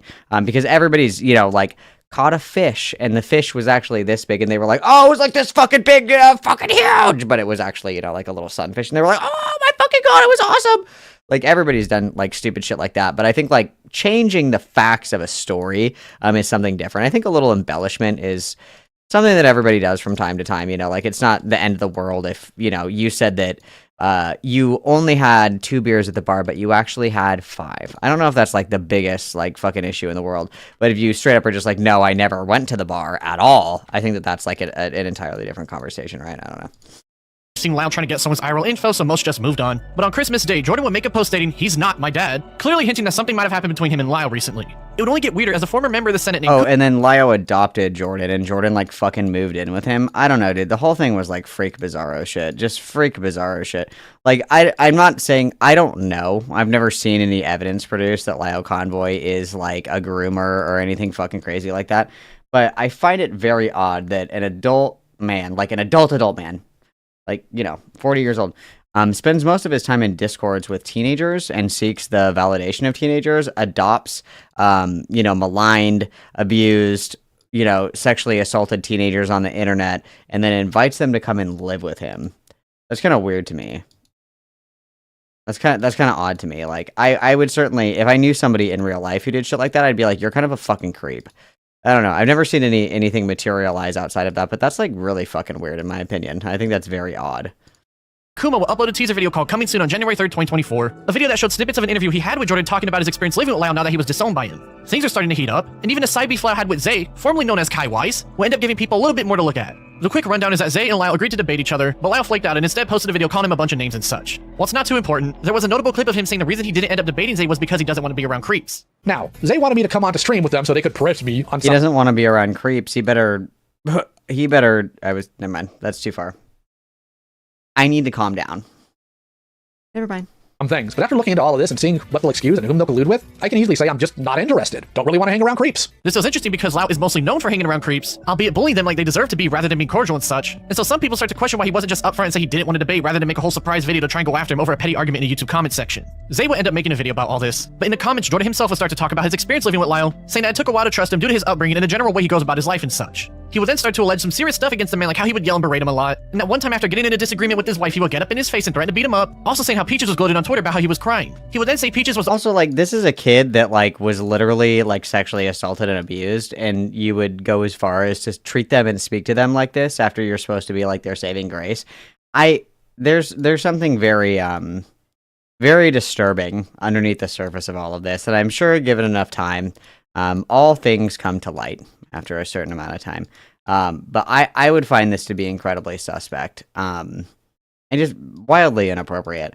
I wouldn't imagine speaking to somebody who is not my kid that way, and I also wouldn't imagine speaking to my kid that way either. Like, I'm gonna get in your face and, like, threaten to beat the shit out of you or whatever. Like, that's not appropriate. But I wouldn't even do that to, like, a roommate. Like, that's just, like, deranged behavior in general. Like, it's very asocial. It's very maladaptive. I don't know. The only daughter left of his adopted family, and that he had heavy favoritism for her compared to the others, saying how they would spend hours a day in voice calls together and say that Kuma and Gilded Poo were far kinder to him than Lyle ever was. Now, obviously, this is all alleged stuff that Lyle apparently did to Jordan, as he didn't have any evidence to back up his claims, but people start to run with it because RCC was already known to treat allegations as evidence. Things start to get even more strange as on February 9th, 2024, Kuma will upload a video called Third Child Interview, an interview between him and one of Lyle's other children named Jay, who also moved into his place just like Jordan. For brevity's sake, we won't dive too deep into this as it's more unsubstantiated claims against the man, but one of the more interesting clips involved Jay also alleging that Lyle showed blatant favoritism towards Peaches, even stating that Peaches would manipulate things against those she disliked. To see signs of favoritism, apparently Peaches and I were the favorites, because everyone was mad at Opal. Everyone had to be mad at Jordan. But then it turned out that Peaches was pulling all the strings, intentionally trying to lie about Jordan, saying that he was doing all these horrible things and said horrible things, and even then, I would believe it. Most of the interview would be a lot of reflection on her experience living with the guy, saying that he was a toxic individual overall, mentally abusive because of that, such as how he puts his family in danger because of this constant arrogant attitude trying to fight people online all the time. He has always threatened to fight people, and I think that made him look incredibly idiotic. Because him sharing his information, where he lives, what he does, and all of that, he made himself look like an idiot. He's not a samurai. He's not a ninja. He's not a boxer. He's not a wrestler. He is... Like, you have to say any of that out loud. He's not a samurai. He's not a ninja. He's not a warrior. He's not Genghis Khan. He's not a boxer. I think we all know that. I think that... I don't know. Apparently some people didn't, but just so you know, Lyle Convoy is not a boxer, ninja, samurai, warrior, Assassin's Creed character galore. Like, I know. A normal man. As stuff was starting to slowly build up against the man, and the RCC... Normal. Again, like, was starting to turn on him. You guys are telling me that you would rather be around this instead of Lexity? He even has on the gloves, there's the sword, the dead cats are in the room. This would kill me. This would kill me. This is like the psychological torture that they use in Guantanamo Bay. This shit right here. They put you in a room with this guy.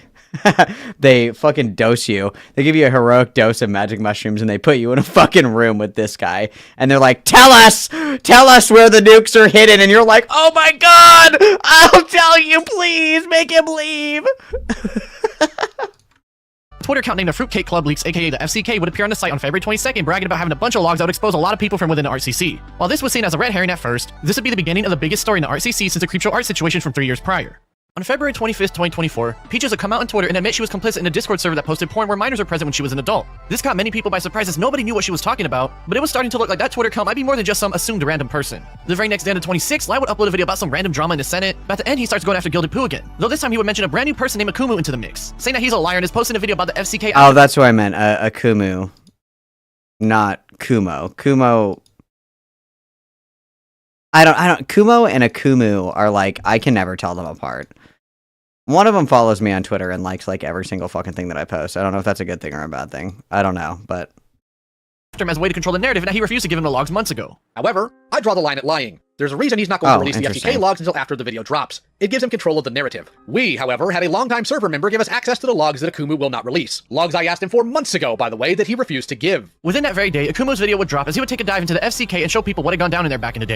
Yeah, which one's the one with the white hair the white hair anime dude? Never mind. I don't want to know. Never mind. Pretend I didn't ask. I'm sorry. The FCK was a Discord server made way back during the Madame drama in 2019 as they plotted against her, that which eventually turned into a place where they started to plot against Akumu himself when he was a teenager and only had 49 subscribers on YouTube. Well, there are a lot of names involved and there were adults posting NSFW stuff around minors. We're here to focus on Peaches, such as how people were sending NSFW images to her in the server when she was 20 years old and that she abandoned the account at one point in time. Some people were wondering if perhaps she just didn't know the ages of the people involved in the server, but that would be proven false as back during the Madame drama, Peaches would make a video defending Slamurs from her wrath, the person that Madame doxed. And for those that were there back in the day, she was a minor at the time and is seen in the server speaking and not understanding just how bad everything going on was due to her being so young. Well, a YouTuber by the name of Madam has recently been accused of stealing art from a 15-year-old artist called Slamurs. Now, while some people started to defend Peaches saying she didn't know any better back in the day, given she had built up a reputation for going after people yet is doing worse. All this Peaches, what is this creepy fucking avatar? Some people started. What is this creepy ass fucking avatar? Like, is anyone normal anymore, you guys? Anyone? Eminem was so right, guys. Is anyone normal anymore? To defend Peaches saying she didn't know any better back in the day, given she had built up a reputation for going after people yet is doing worse than some of the people she went after, nobody was letting up as things started to go DEFCON 1 in RCC once again. It wouldn't get any better as there would be an instance where she would join a public slander Sai. Lyle only thinks of his hot, beautiful, bodacious, sexually attractive wife. Did you not listen earlier? That's the only person that he talks about like that. With one person only found out he forgot to leave the call and was pleasuring himself, in which she starts to crack jokes about it instead of leaving the place right then and there due to its degeneracy. It was obvious that things were over for her, and it seemed very suspicious that she just happened to come out with this out of the blue just a day before Akumu's video dropped, and even more suspicious that Lyle tried to call out Akumu for trying to control the narrative just mere hours earlier. Now, it would turn out that Lyle had known that Akumu was working on a video about the FCK since March 2023, and at one point he would offer to invite Lyle to the server but instead would get banned from the Senate in October that year. Things were all quiet up until he announced that he was going to release the video on the FCK on February 6, 2024, setting the premiere for the video's release on the 22nd, with the full release 4 days later as we know already. Lyle would start to talk bad about Akumu behind the scenes with just a robot after he mentioned him in passing, saying he's a scumbag and apparently hangs around zoo and pedo defenders to now. I would say that his wife is actually just a waifu pillow, but tragically I know that he does have a wife. I don't know. Maybe she's in one of the cat urns or something, guys. I don't know. I don't know. She's kind of like Jar's girlfriend. Is she really there? Does she go to a different school? Tell me about her. Try and tarnish his name behind the scenes. It would get weirder as Peaches would put out that Twitter post on the 25th conveniently before the video's release, and it turns out an elite DM that came out to the public after Akumu's initial vid that Lyle had the logs to the server for a few months now and speaking with someone who joined the server that very day. In his video he posted just hours before Akumu's, Lyle says that he released it before him because Akumu was trying to control the narrative and I get the logs from him, but as we know by now, that's not the case as he cut off Akumu himself months prior. It was clear something wasn't right here, and given we now know that Akumu's video was first officially announced for release on the 22nd, it seemed that Lyle had something more going on here than just trying to beat Akumu to the punch. During all this, that Crystal Flame person I mentioned earlier would come out and talk about Peaches on Twitter after all the recent exposure stuff went down. After this, Lyle would upload a video March 13th between him, Crystal, and Peaches, showing that they had a call together that took place on February 25th before Peaches dropped her thread, with Lyle saying he never looked into the FCK logs until now, meaning that he had them on hand but just simply never investigated the subject himself. While I had the logs for a few months, I couldn't pour through all of them at once. Asuka, someone on my staff, was the one with the logs. They're massive, and we only now had a full team to dig through them. Well, in that video... Do you think he knows that they make bigger gloves than that? Do you think he's aware of that? They do make extra large, like XXL. They do make those. They do exist. Peaches would admit that she knew Slimer's age at the time, with Lau trying to downplay because she was apparently groomed at one point. If Slimer's was that, then I think I knew their age as 16 or 17. Yeah, but you were also dealing with the after effects of being groomed because you were still in contact with the guy who groomed you. So, we now know that Lyle knew that Peaches knew there was at least one minor in the server. So that begs a question. Classic. I was the raped, therefore I did not know right from wrong. Never heard that one before. Question. Why on Lyle's upload the very next day on the 26th did he say that he doubted Peaches knew there were minors when she just told him about one not even 24 hours earlier? So even if Peaches was 100% aware that there were kids in the server, which personally I doubt, this time people didn't have to do any hard digging to catch him lying. And before Lyle even uploaded the Crystal Flame video, Kumo would put out his own on March 2nd going over a lot of Lyle and whatnot, given he was formerly connected to the Senate in the deeper confines of the RCC, giving people some insight now that this story was ramping up. Now there's a lot of testimony again, this time with Kumo playing snippets of his Jordan interview, such as Jordan saying how it was Lyle's idea to move him to his place one day. He would continue to talk about Lyle and how in his opinion the predator hunting gig is just a performative front to fuel his ego, going on to say this for the audience. And I met with these two baby talking each other. By nature are good. Anyways. Ooh, what is that? A ducky, a ducky, a ducky, a duck, a duck, a duck. Part of the video even features Gilded Poo, with him talking about how he's Oh, this is the video that I watched. The one with Gilded Poo and his terabyte of bestiality porn. I remember this one. Yeah, the baby talk between Lio and Peaches actually makes my skin crawl. It makes me, it's what it feels like to touch microfiber cloth with a hangnail. That's like what if I could describe it to you. That's how it makes me feel on the inside. It's like touching microfiber with a hangnail. That's the closest I can get. He's getting rid of that hard drive with Bronto Bytes Zoom material by shooting it outside his front door. Jordan will make a post confirming he left him back in October 2023 and for any Senate members to leave him alone and such for the public to see. He would then upload a video March 7th, 2024 explaining that after his gender transition that Lyle went from a somewhat nice figure to a cold one as he became verbally abusive to him. Lyle was, however, verbally abusive. That's it. He would yell at me and berate me, humiliate me in front of people, and was overall treating me like I was another one of the people in his videos. He would go on to claim how Lyle would disown him one night in a Discord call with Peaches that past October after being fed up with them, in which Peaches would catch wind of it and send text messages implying a lot of stuff like he apparently IP tracked children. Jordan would then explain how they got into contact with Gilded Poo and Kumo after seeing Gilded's video, before going into Lyle talking shit about them faking having a mental illness called DID and some stuff, which I'm just gonna be real, I don't understand at all, and I'm not gonna pretend to understand, because it sounds rather completely crazy having to do with voices in his head for years and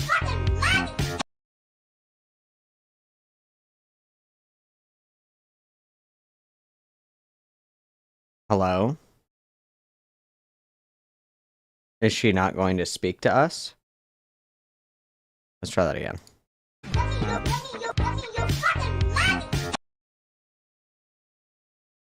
Where is my queen? Hello? Where did she go? My queen, where are you? Help! Help! She's been killed! Where is she? Oh my god! She's dead! She's dead! Oh no! Uh-oh, where is she? Oh my god, where did she go? Wait! Wait!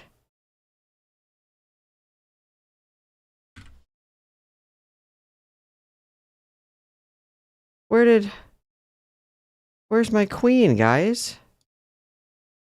Where?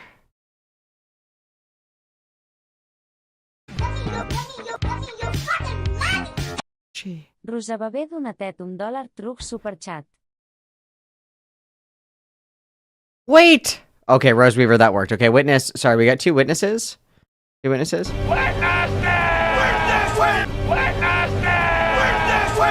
Why? She doesn't want to talk for Cinder. Speak! Speak, Arlette. Arlette doesn't want to say your message. Arlette, what the fuck? Okay, I'm so sorry. I'll read it out loud. That's ridiculous. I'm so sorry. Arlette is fired. The FCK is like the ACC's noodle incident. Whenever it comes up, nobody explains it. Yeah, I have no idea. Arlette, I miss you.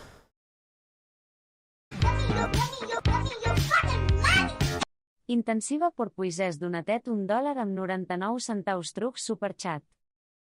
Oh my god. Witness? Question mark? What the fuck is happening right now?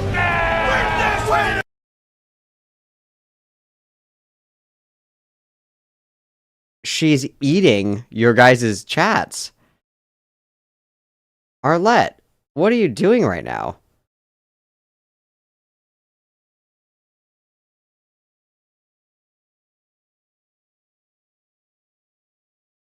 Wow, Arlette, you fucking whore.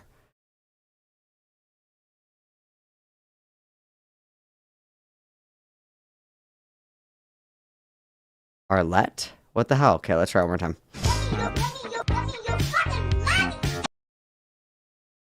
Thanks, Arlette. You fucking blow. Fuck you, Arlette. Wow. Wow. You guys killed her. You killed Arlette. Rest in peace, Arlette. That's so sad, you guys. Oh, they're blank chats. Oh, you guys are gaslighting me. Fuck you. Until they eventually went away after their mental health state. Sindedi de Donatet $2 truc superchat.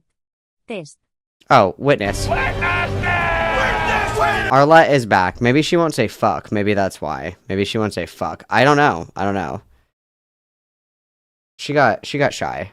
Arlette's back. We saved her. We saved Arlette. We saved her. We saved her. Wow. I can't believe I got gaslit in my own chat. That's crazy. We saved Arlette. Arlette is back. Okay, we can continue. Stabilize, apparently. It was getting a bit petty having to do it like how much money they were spending on stuff and whatnot. Before ending the video off saying that he's not engaging in anything having to do with Lau anymore and he just wants to move on from all this, telling Lau that if he wants to contact him to hit him up by his phone number. Now given that Jordan literally admitted that he had voices in his head and is saying all this testimony. Just like Christ, Arlette is risen. After, oh, you guys, after 1, 2, 3 super chats. Christ, 3 days. Arlette, 3 super chats. Oh. Oh, convenient, isn't it?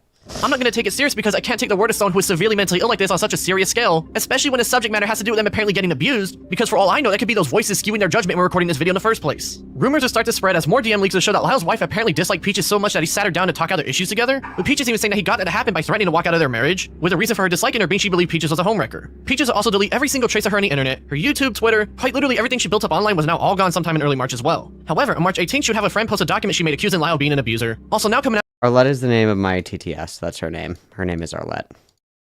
as a transgender male using the name Aaron now. I'm gonna keep this straight so y'all understand. It's obvious that Peaches only came out as a transgender man now to the public when dropping this as a way. Intensiva Porpoisès Donatet $1 amb 99 centaus truc superchat. If you say Kai. Everybody witness intensive purposes. Thank you, intensive purposes. Wow, Arlette, I'm so happy to see you. Queen, I missed you. I have to run to the bathroom and I need another cup of coffee. I'm like crashing the fuck out. I need more coffee. I'm gonna go to the bathroom really quick and I'm gonna let the dogs out because what the dog doing right now, okay? I'm gonna put this on for you guys. Let me put this on. Lock the doors, don't open or don't unlock the car for anyone who isn't me. Yada yada yada. Skip ahead a little bit. Okay. Everybody behave. I will be right back. Be right back, okay? Love you guys lots. Everybody behave.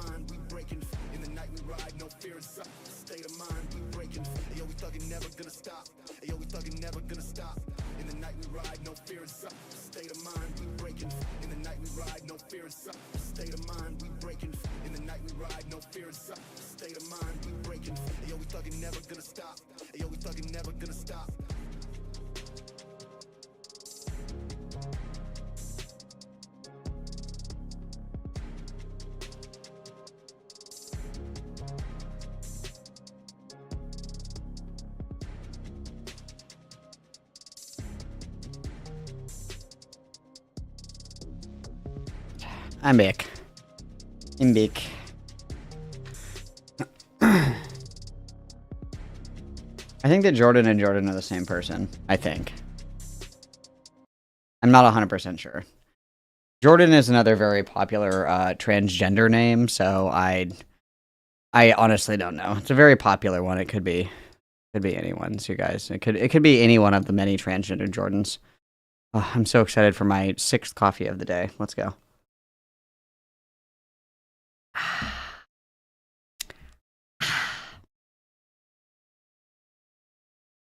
There's conveniently always a trans commentary, a trans guest in the ACC drama, almost always. Way to control negative opinions about him, but I also know that they seem to have been hiding this for a while now behind the scenes, as their Discord in that December situation I mentioned earlier had the name Aaron on it. It's a known tactic for some people to come out as transgender or gay or whatever to control narratives, but I'll respect it as there's evidence they were already feeling this type of way beforehand. Nonetheless, in normal circumstances, I would go through each. Well, I mean, I don't think that to be soy for a second, I don't really think that there was anything to be gained by. Well, I guess if it's Peaches, I mean, I was gonna say if it's Jordan, like I don't really know what would be gained by Jordan coming out as trans after the fact. But with Peaches, I can certainly see that there are people that tactically they themselves in order to avoid criticism and scrutiny, a la Destiny. But nonetheless, oh sorry, I didn't switch it. Sorry guys, my bad.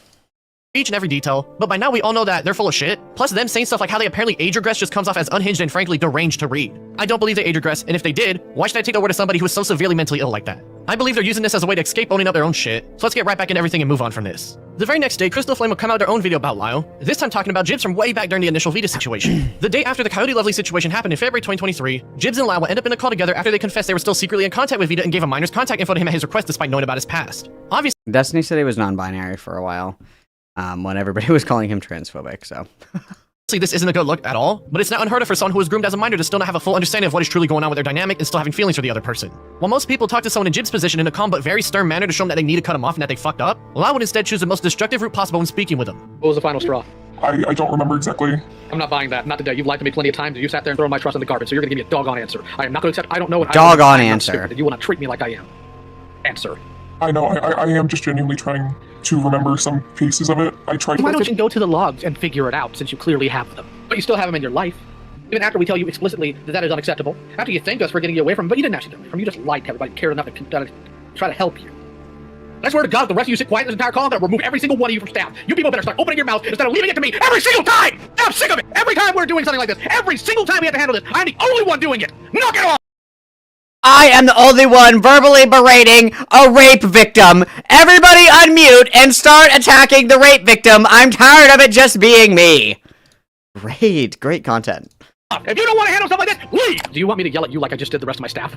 No. My I staff? recommend you stop hushing and you start talking.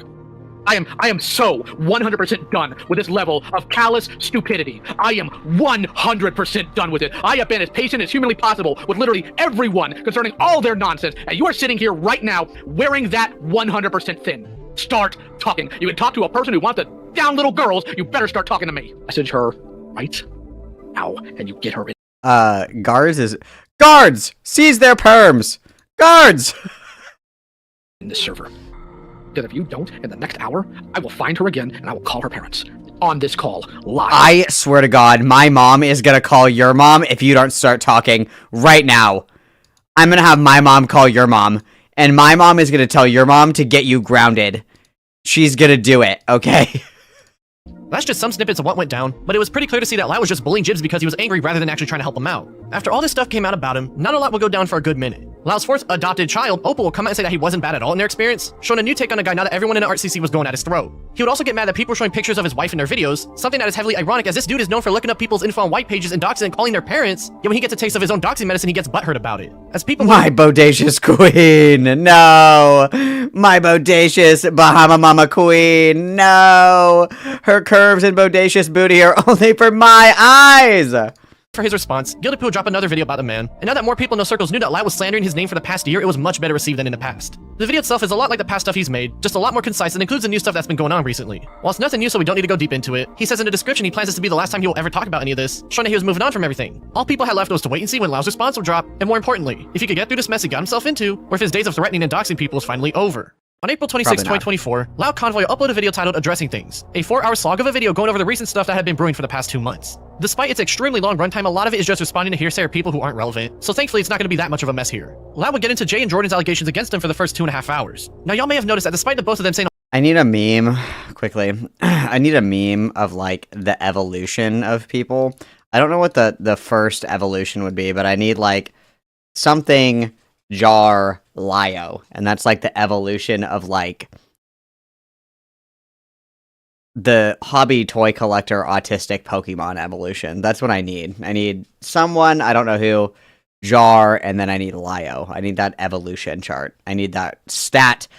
Staff, get on that, please. Staff, get on that. Otherwise, I will have the guards seize your perms. Staff.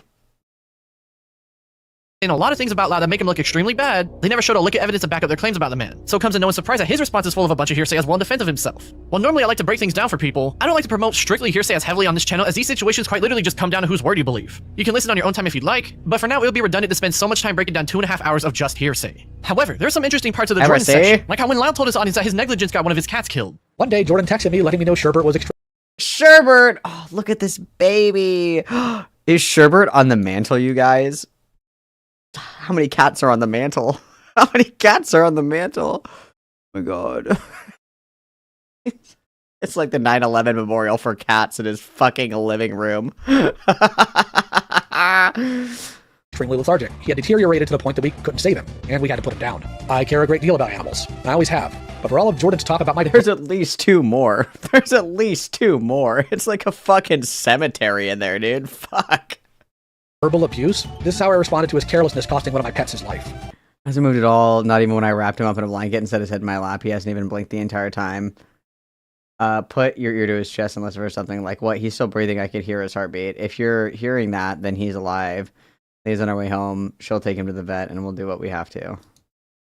I was kind, patient.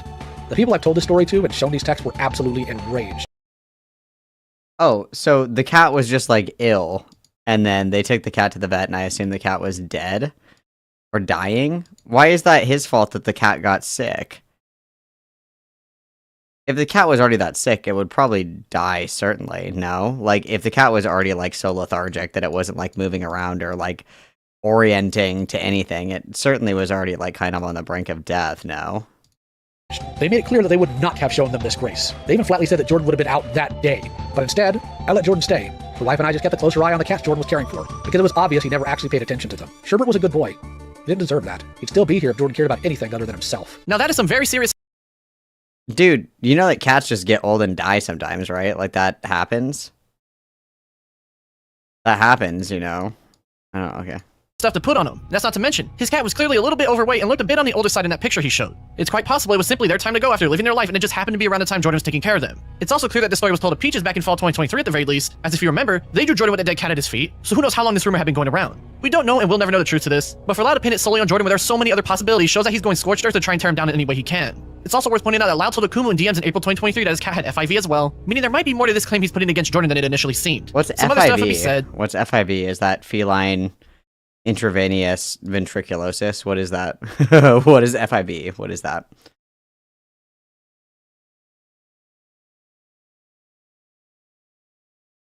FIV is cat AIDS? Oh. Wow. I didn't know that. It's terminal. Oh, well then, I'm obviously not trying to be a dick. It's very sad to lose a pet. Obviously, it is very difficult and very hard to lose a pet.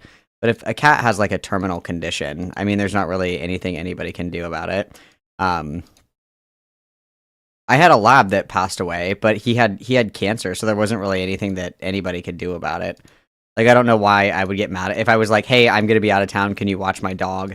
And then while I was out of town, the dog died. It's like, he was old and he was sick. Like, it wouldn't be that person's fault. Like, would it suck? Yeah, certainly. But like, when animals just kind of get old like that, and if they're really sick, you can't really do a lot for them because like they're animals, you know. They don't have like crazy fucking triple bypass heart transplants and shit that they could do for animals. I mean, they can if you're a billionaire, I guess, but it's just. I mean, it's sad that the cat died, but I certainly wouldn't say that it's Jordan's fault. And Lyle would end things off threatening to sue him if he ever said anything libelous or having no evidence against him in the public ever again. Once this video is out, he'll likely do other destructive things for the same reason. So I'm going to be clear here. Jordan, if you attempt to do any further libelous or destructive actions in order to damage my reputation or employment, I will not meet you with a conversation. I will meet you with legal repercussions. What employment, dog? What's your job? Breathing into a microphone on Discord? Like, what job are we talking about here, guys? Think very carefully before you go on another destructive bender. The next part is a section that some of y'all in the know might have been wondering about, and that's the Rosa Ramsey situation. To make a long story short, Rosa was a Discord mod who was given info on an alleged predator in a server she was in and didn't do anything about it. Lau would catch wind of this and start to go after the server owner, but they weren't getting back to him, so he started going after Rosa. He get her into 3 separate calls in the Senate to berate her, with the most infamous being a 4-hour call on January 31st, 2023. Now, I want you to hear Rosa's voice real quick just so you can understand what we're dealing with here. Though, it's hard for me to remember all this. As you can tell, something is a bit off about her, and it would turn out that Rosa... Yeah, she's like... Rosa was pretty severely intellectually disabled. And I'm pretty sure that she had, like, I could be totally misremembering this, but I'm pretty sure that she had, like, brain damage of some sorts as well. So she really was, like, a very highly impacted adult. And I'm almost positive that she also had, like, a caregiver. So this really wasn't somebody that should ever be on the back end of this, especially for, like, public humiliation, in my opinion. It just kind of... a legal guardian, excuse me. Yeah, I mean, the whole thing was fucked, dude. It just was not appropriate at all. Suffers from brain damage due to frequent seizures she has, with her mother being her full-time caretaker because of this. This means that even if she was a mod in a Discord server, it's very clear she can't grasp things properly, should have never been a mod in the first place, but y'all know how these terminally online Discord servers work. If the owner likes a person, they tend to get mod most of the time. The entire 4-hour runtime of the call is some of the worst bullying I've ever listened to in a good while. And the fact that of all the places it was coming from was from the Art CC, the place that promotes itself as a morally righteous side of the internet, was just as shocking. Exactly. I'm bisexual. Do you want me just? Do you want to become my friend? Because I would rather see you stick your hand in a blender, personally. You've chosen to be. You've chosen to be an immoral piece of garbage. You've chosen to dishonor your entire family line by acting like this. Because I have a feeling if your mother knew what actually happened instead of whatever lie you fed her, she'd toss you out. Or maybe she'd beat you senseless. Either of these I'm completely fine with, because frankly, I hope you never breed. I've seen pictures of you, I doubt you're going to, but I hope you never breed. Because, number one, we don't need your genes passing, not because you have autism or anything like that. I care very much so for people with disabilities, but because you have low moral character and you're going to raise your children to be just as stupid, weak, worthless, gutless like you are. The fact that you rate Star Wars and people being mean about it higher than safety of children tells me you need to remove yourself from the census immediately. And I know you're not very smart, you're not going to pick up on that, but you know what? The YouTube censors won't either, so it's all good. Do it again, and I will find your family. I will tell them what you were doing. I will tell them all the nonsense you said. And usually, I have a caveat. I usually have a caveat if I find out like they're homophobes or something, or they might hurt you. If I find out your parents hate gay people, I'm not going to care. If I find out that you hate gay people. Qui te'n farda una tet $2 truc superchat. As a bisexual, we do not claim bitches. Oh, thank you, Kitten Fart, for the $2. Everybody witness. Everybody witness. Dude, that shit's fucking insane, bro. We're literally doing autism detectives. That's amazing. Beautiful. Not at this point, you're 30. You're 30 years old, and I will not accept any excuses because autism and seizures and epilepsy do not stop you from having a solid moral center. That's a choice you made. You chose comfort over the safety of children. And for a 30-year-old, that is disgusting. If you were 15, you know, I might get it. No, if he finds out her parents... Oh, sorry, my bad. You're dumb by nature. For that, no. And not only will I do that, I also now have information about where you live because you have a Facebook account that I do know and I am aware of. And you're going to start getting a lot of reblogs from me. Dude, what the fuck? I'm not going to be happy about your nonsense. Because here's the thing, people on my side of reality, people in conscious reality with moral values, don't take well people making excuses like you do. At all. And you don't know how quickly that's going to spread in your town. Sooner you might be known as Rosa, the child predator enabler, in your own hometown. And that's just like fucking insane to say to somebody, never mind somebody that's like severely intellectually disabled. That's like so fucked up, dude. Frankly, couldn't have him to a better person. The only person more culpable other than Star Giant is Necopon themselves. So congratulations, you're the bronze medal here. Star's the silver, Necopon's the gold. Aren't you smart? You've accomplished nothing, you have not redeemed yourself, and you never will because you refuse to take actual accountability. Instead, you want to blame conditions that were well within your control. You're dishonest, disingenuous, disgusting, loud. Never be around or talk to children again, or I will find out, and it will be ugly. You're a liar, Rosa. You always have been, and you probably always will be. So let me go ahead and just cut through the chatter. Let me go ahead and just give everybody what they want here. Go get your It's mother. mostly on movies, TVs, and games. All that fandom stuff. I don't care. I don't care. I literally just told you to go get your mother. I told you, I can't. And then, like, how, like, I think the getting the mom thing is, like, incredibly fucked, dude. Like, it's so fucking disgusting. It's so fucking gross. Like, my God, like, it's just sick. It's just sick. It's very, it's inappropriate. It makes my heart sad. Like,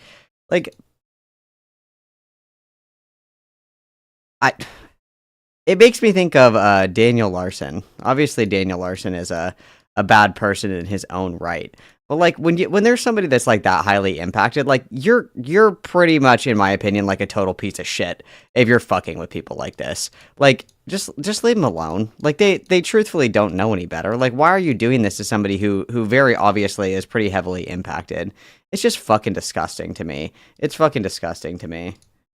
I don't want my personal life getting in the way. You use your personal life. You use your personal life as a shield to give you an excuse to not report the fact that you had a predator in your server. Go get your mother. The point is, I don't even know. I did not stutter. I did not stutter. I did not stutter. I said you will be dismissed when I dismiss you. The bell does not dismiss you, child. I do. You will leave when I tell you can leave. When other people have had their fill, tearing into you for your immoral actions. When the victim here decides it's time for you to leave, then you will leave. I know you have some crayon drawings to do. They will wait. Like, it's just so fucking... Dude, come on. Like, this shit's just nasty, dude. This shit is vile. I have no idea why he was, for all intents and purposes, able to walk out of this unscathed by his community. I think it's crazy. I think this is, like, immoral. Like, this is the equivalent of, like, pushing a blind kid. It's like, what the fuck is wrong with you? You're picking on somebody who literally is unable to defend themselves in any meaningful capacity against you because they don't even really understand what... They're having a difficult time even processing what's going on. Like, you're so fucking tough, dude. It's like, you're such a big badass. You're such a fucking cool, tough guy. Because you're picking on the kid that has, like, fucking dwarfism. Like, you're such a fucking pathetic worm if this is the kind of shit that you're doing. Like, you literally feel big and powerful and strong when you're picking on somebody that can't fucking defend themselves. It's so sad. It's quite literally the moral equivalent of, like, pushing a blind kid. It's, like, disgusting. Just like you waited. Can I please go now? No. I told you you're done when I say you're done, and you're going to abide by that, because God knows your parents failed to raise you with any common sense. If I had a child that did the stunt you did, oh, buddy, they wouldn't find them.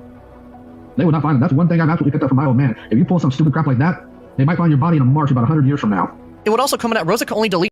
Hey, dude, my dad would kill me for this. You're very lucky. Cool. Messages and nothing more in the Discord server she was in, meaning this entire abuse session was just that. A reason for allowing dissent is to get their laughs on those who can't defend themselves online. Now, the way Lau goes over the Rosa call is super interesting, because he apologizes for how he was, but then goes on the offense and tries to prove how she's mentally competent when she clearly isn't. While Peaches may have been the one to start it, that doesn't excuse what I myself allowed and said. For that, I am sorry. Genuinely. Rosa is a liar.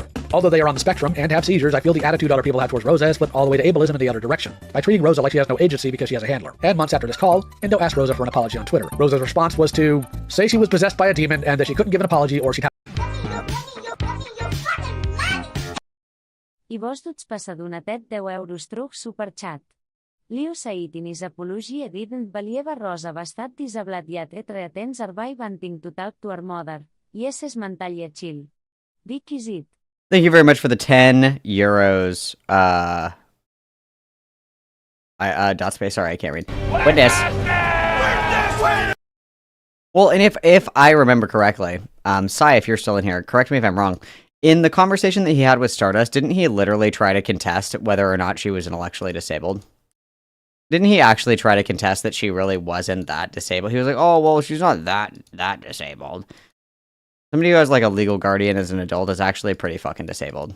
They're usually actually pretty disabled.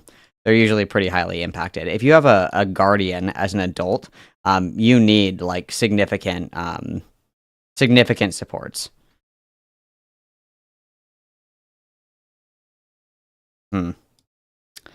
Either way, scum behavior. Have to harm her own family. The fact he acknowledges she is not all there in the head, yet uses an example of her not being all there in the head as her trying to avoid responsibility is ridiculous. There's nothing to do except take the L and move on here, even if Rosa is a bad person, as people say. Because again, she is clearly not. My mom would be like, don't fucking call me bitch, and then she'd hang up. That's probably what my mom would say. She'd be like, who the fuck are you? Put your mom on the phone. Not mentally there, and even though Lau apologized, his attempt to cherry-pick examples of trying to go on offense shows just how far he was willing to grasp at straws and somehow make his opposer look worse than him to no avail. Lau would then get into the Jack situation and defend himself, calling his skull as just being concerned when everyone knows it was a power play to intimidate and silence him, including playing calls of Jack sending weird voicemails to him after they exchanged numbers to apologize, also threatening him with legal action as well at the end of his section. Hi, Lyle. The name's Tyrone, and I just your wife. You can't do jack shit about it, can you? And Jax, any further attempts by you and your friends to harass or trouble me will be met with legal action, especially considering the deranged voicemails you've been leaving me. You said you wanted to join the army. What is it? He said, this guy says that he has like a real job and shit, right? I'm sure that that's something that he says. How does he have all this money for like these endless legal battles? Like, interesting. I don't know where we're getting all this money to sue everybody. This is like, we have Ethan Klein at home. We have Ethan Klein at home. That's what this is.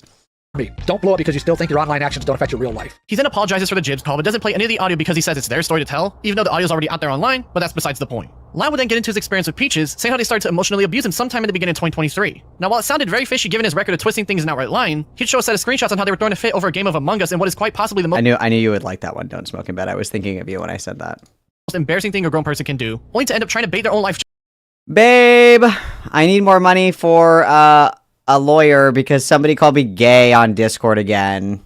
Babe. Okay. Just to control them in their conversation. The fact Peaches is willing to threaten their own life to control them over something so petty in a name was a telling sign that things have been going on for a minute, as no normal human would do this on such a childish level unless they know their manipulation already works against someone. Lai would then go after Gilded Pooh and now try to accuse him of being a sexual assaulter when everyone knows by this point he's just an edgy troll and nothing more. Remember that post from earlier where he told people to not involve his family in their back and forth? Well, that would age poorly as Lai would bring up the fact he has a kid to the public and threaten to get the police involved in their internet beef. You'd assume a man with a child in his care wouldn't be making such a spectacle of himself in this manner online, yet The child in care is in question is either a cat or an adopted Discord kid.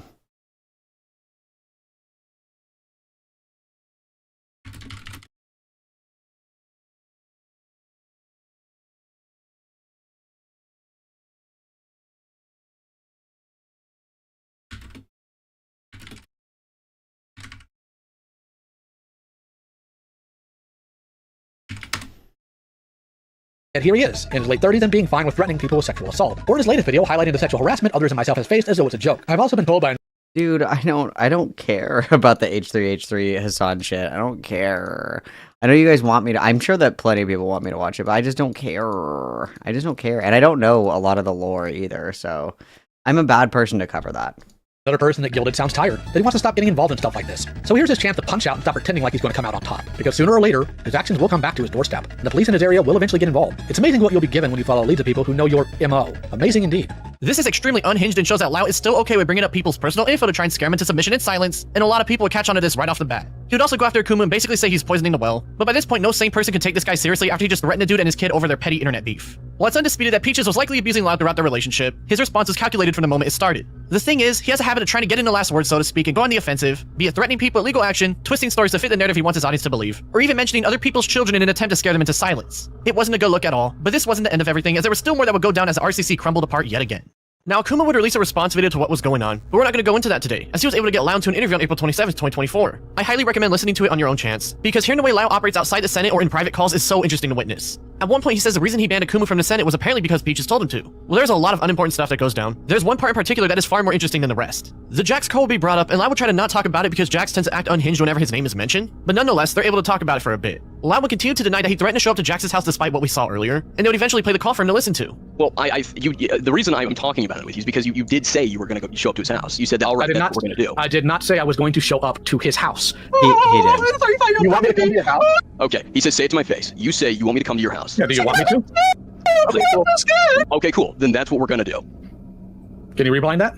Sure, yeah. He doesn't remember. Okay, cool. That's what we're going to do.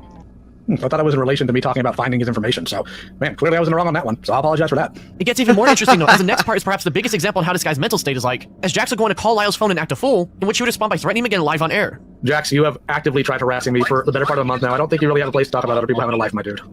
Instead of just paying attention on clout on YouTube, it's very scary, to be honest with you. Jax, do you still plan on joining the army? Do I plan to join the army? Yeah. Then you need to knock this nonsense off, like just being 100% with the chief, because this is not going to be good for a recruiter. What makes this so much more— This is not going to be good for a recruiter. Yeah, you have to have a perfect online record in order to fly drones that blow up hospitals in the Middle East. Very true. They actually, I don't know if you guys know this or not, but if you go and you're like, I would like to join the army, they're like, I need to see your phone right now, and I need to see your Discord activity before I can determine if you are allowed to operate this drone.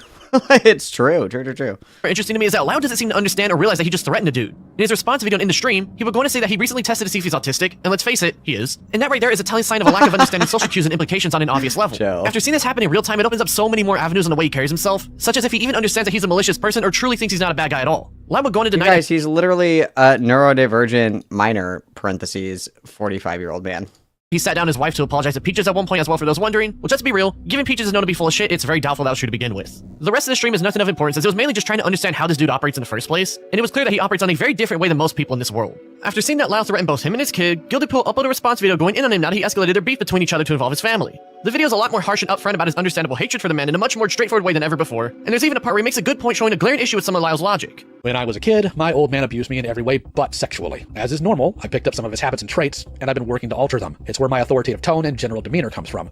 So, like most victims of abuse, I always worried about winding up like the person that abused me. That's one of the reasons why I never had kids. The fear that I'd wind up like him. Not that I magically knew I would. And also, to sit there and say that I didn't have kids because I was afraid I would beat my children, you know what? Why would you sit there and adopt adults if you thought that you actually having kids would result in you being abusive towards those kids? Why would you LARP as having children if you thought you would be abusive to your children? Now, there was still more that went down. There's a stream here appeared on with YouTuber Stardust on May 5th, 2024. Now, a lot of the beginning is mainly Stardust pushing Lyle on his logic throughout all that we've seen already, and his skewed way when oh my god, Barbie cameo, let's fucking go! Hell yeah, dude. The beautiful thing about your life, you guys, is awakening is not changing who you are. It's discarding who you are not. And you can kill every part of you that doesn't feel true and authentic to who you are as a person. If there are parts of you that you feel you've inherited from your family or from your past or from your experiences that you don't like, you are free to kill those parts of you at any time, and in their place, you can develop new, wonderful, beautiful, intentional traits that you wish to emulate. You are in control of your own destiny, okay?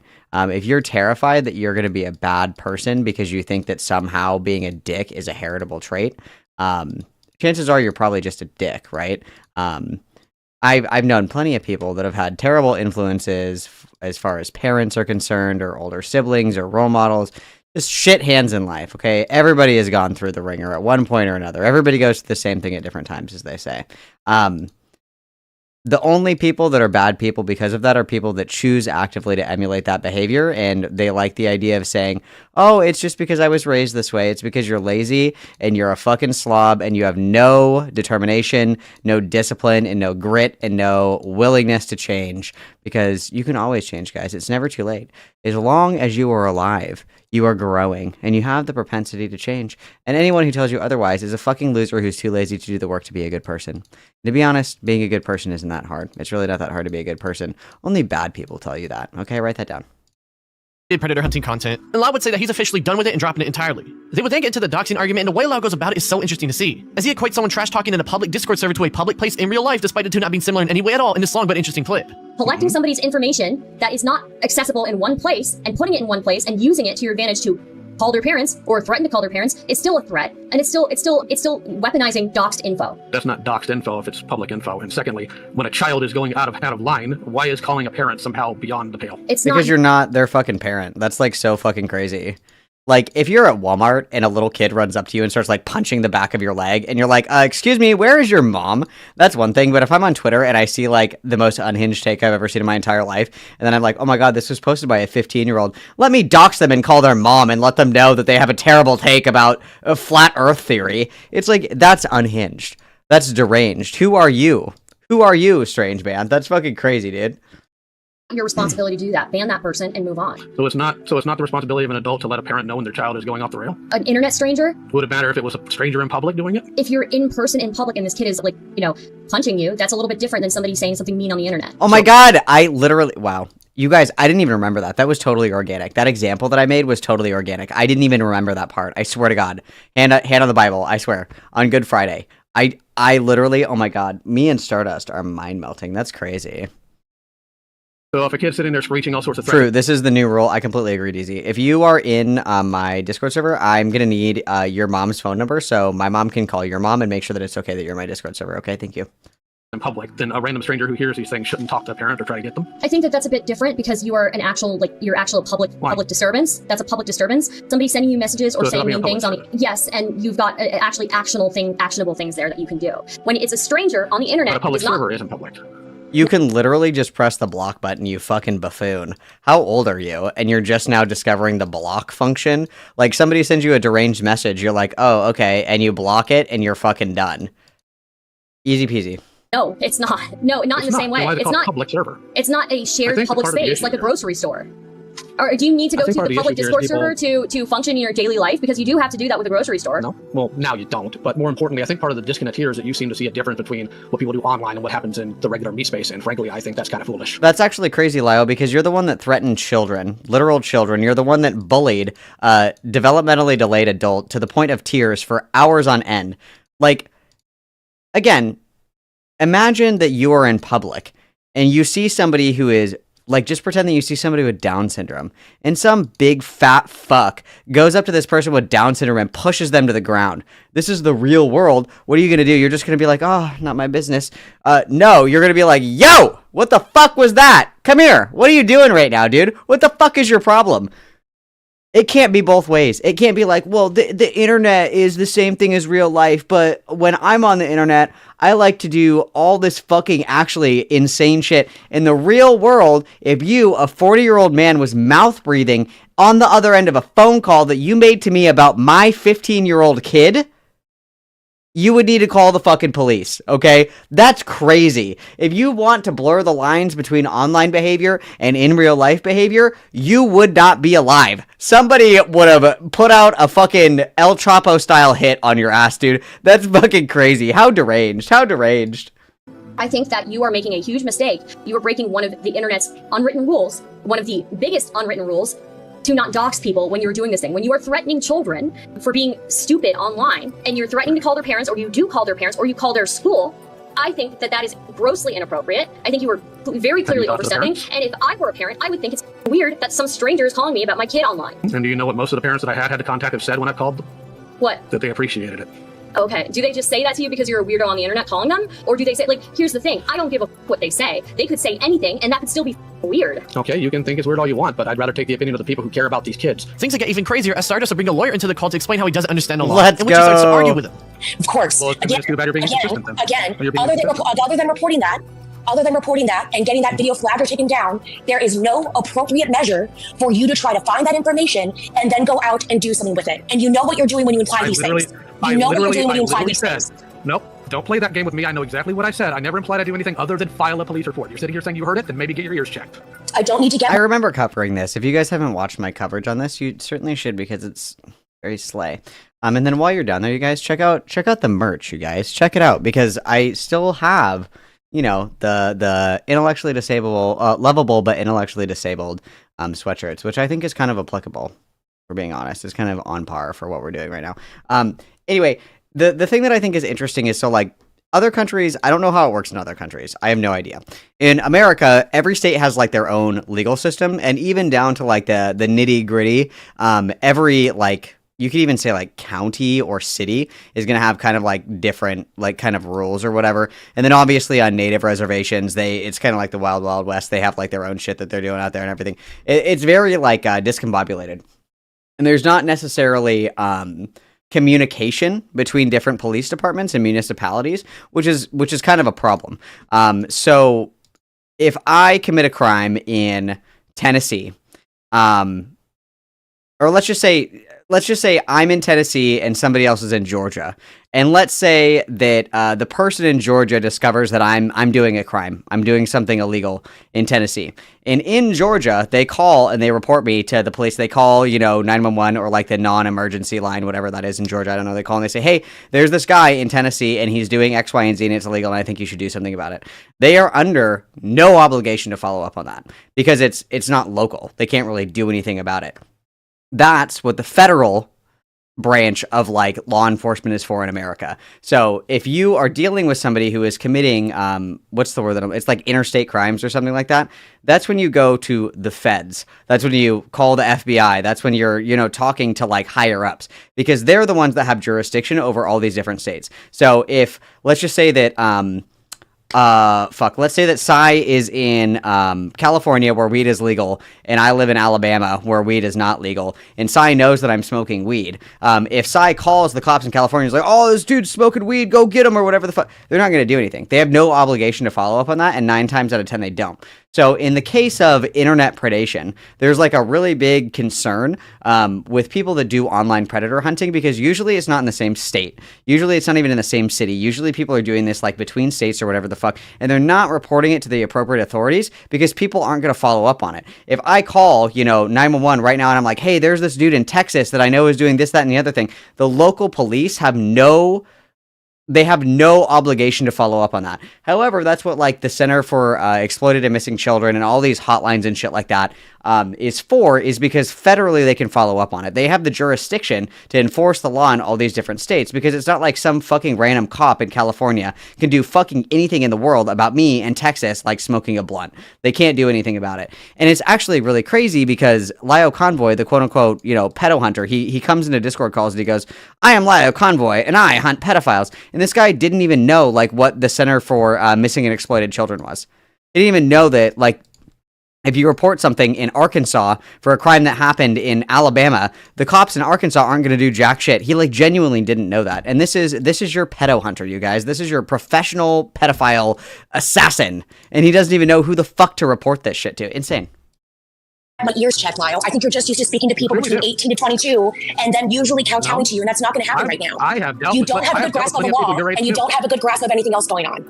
No one is playing any games with you. Why are you being incredibly inconsistent? You're clearly playing some game because you literally listed the things that would qualify for that to be reported that were in that call, and now you're... This is Cy. Hang on, this is Cy right here.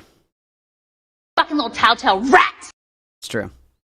Trying to backtrack. If you are a lawyer, which I don't know, I'll give you the benefit of the doubt and say that you are. That's fine. You can call me a paralegal. None of your business. I don't care for you to be trying to dox me either. But if you want to try, okay. I wouldn't want to dox you.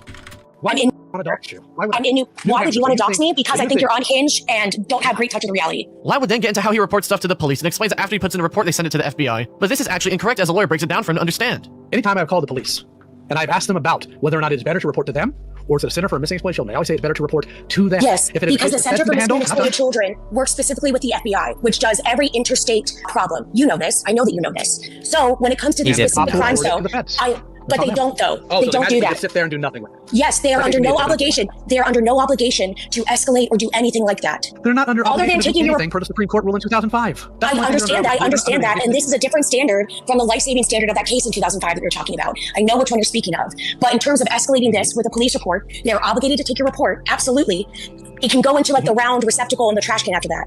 They are not obligated to do anything, which is why I'm asking, since you work so hard and like since you say that you work so hard doing these, excuse me? Why aren't they obligated to do it? Because it's beyond their jurisdiction and they are only paid by the people within their jurisdiction. There's no. You can even have this problem if you're reporting in different counties as well. Like, if you live in County A and something happens to you in County B, if you report it in the county that you live in, they tell you to report it in the county where it occurred. So it can even be as like literally, 10 yards this way instead of this way where a crime occurs, whether or not they're going to follow up on it. And then, if you report it in the wrong jurisdiction, they can just kind of nod their head and be like, yeah, sure, we're going to take your report or whatever the fuck. And then they don't do anything with it. Like, if you've ever had to report anything to the police ever, notoriously, they're pretty painfully unhelpful. Okay? They're pretty fucking painfully unhelpful. Obviously, red, white, and blue, Trump 2028 or whatever the fuck, back to blue, I don't care. Obviously, like, the police stopping people that are dangerous is objectively like a good thing. I don't know how else to cut it, right? Like, yes, we should be arresting and prosecuting pedophiles. I completely agree. But they're like not painfully helpful.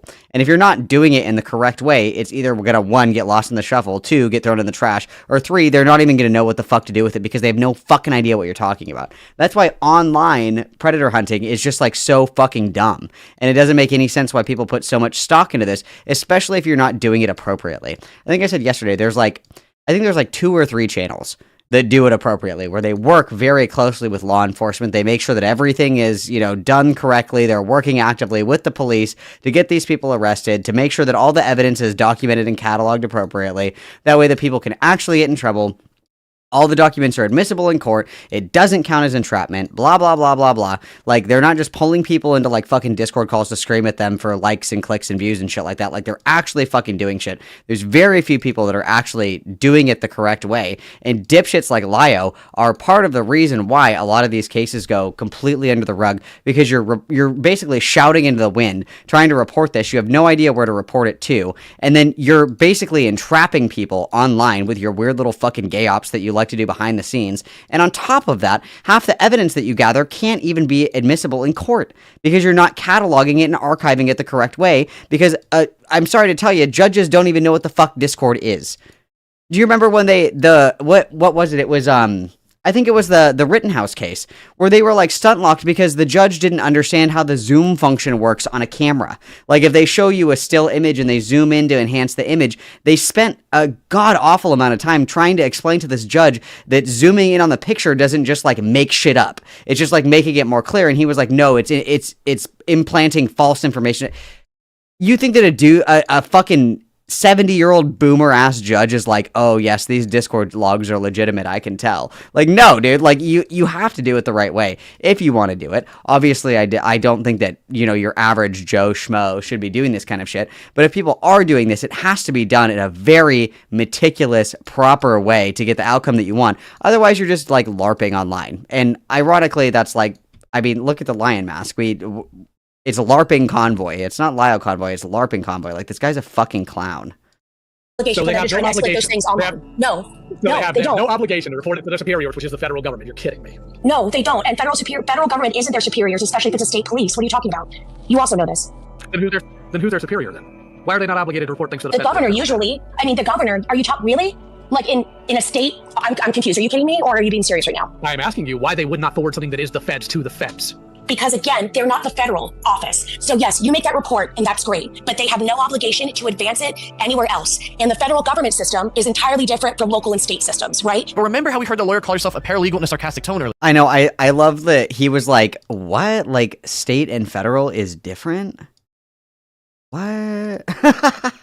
Well, Lyle would take this as her being serious and start to use it to refer to her as one, again showing his lack of picking up on social cues. If you are a lawyer, which I don't know, I'll give you the Oh my god, this whole video is just autism investigating Lyle Convoy. Oh, nice. Put it down and say you are. That's fine. You can call me a paralegal. Are you really a paralegal? Because I don't think you are. I don't know why you call me a paralegal. I understand that that's often some people's attempts to try and invalidate my experience because it's much more common for women to be paralegals than men, but that's not correct, and I'm not going to play with that. Yes, I'm a lawyer. I specifically said she's a lawyer. Didn't you say call me a paralegal if you want? Or did I said you're welcome to do whatever you want. I expect this sort of behavior, especially from someone in your age bracket, to either invalidate my education or invalidate what I'm stating. I get that, but I don't care to talk about that. The lawyer would start to show her confusion as how Loud doesn't know about resources like Brain to help people who have issues like this despite being a so-called predator hunter. She would then say she believes he's a bully and wishes he was just honest about the way he acts as she wraps things up and leaves the call soon after. The rest of the call is Stardust wrapping things up and not saying too much we haven't heard already, and things will end off shortly after. This call is so fascinating because it shows that he again misunderstands social cues a lot, and I highly recommend watching it on your own time to get the full experience, because knowing that he's autistic, it makes a lot of the things he says and does make so much more sense in how he carries himself. On May 16th, 2024, Lau would get the owner of the FCK League's Twitter account named Rin into a call in his new Discord server, the Cat's Lair. Alongside talking about the FCK stuff, Rin would also talk about Lau as well, including the unsubstantiated claims that Jordan made against him. Lau was understandably pissed about this given the lack of evidence, and so he would start to take his anger out on him for believing Jordan in the first place in a Walmart McDonald's as the power was out at his place. You ever thought that maybe, just maybe, there was evidence because it didn't?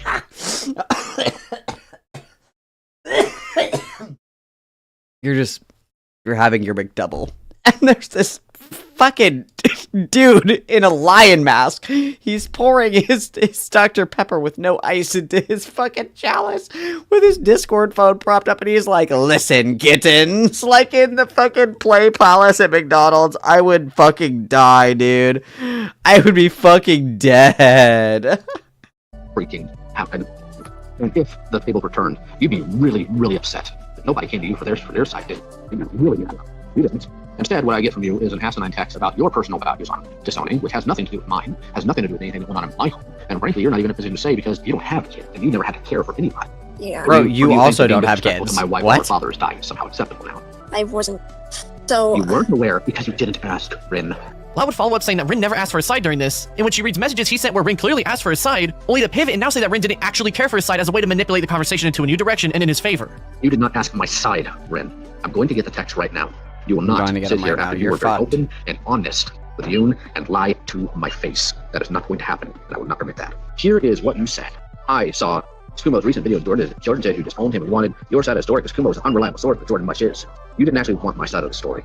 Yes, I did. Stop and say. I don't believe you. I don't believe you. The reason why I don't believe you is because you ran with it, Rin. As Lau would continue to go at Rin in the call, Rin would tell him how he's not even supposed to be online as he's hiding in the closet to make sure his dad won't hear him. Rin has had issues with his father due to him not respecting their transgender identity and was recently released from a mental hospital as he said so in the call. And instead of Lau figuring out this could all put him at risk, he's more interested in keeping the conversation going, and when Rin would mention how he felt Lau was trying to isolate him, That's so crazy. Hey, I just got out of the psych ward. Could we do this at a different time? No. The bell doesn't dismiss you. I do. As he's like eating his chicken nuggets and you hear like that as he's eating his chicken nuggets. Oh my god. Kill me. He would reply with this right here.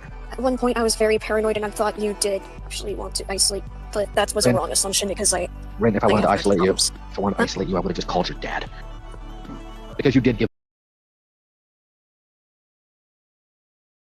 Bro!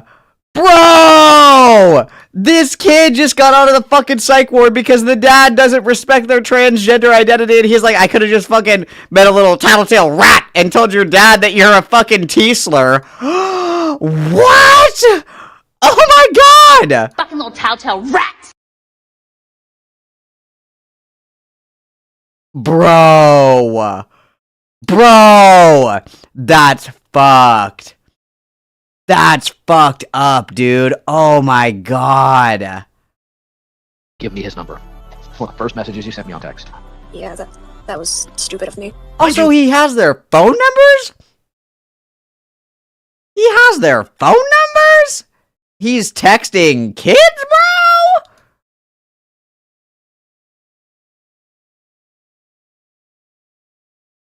Okay.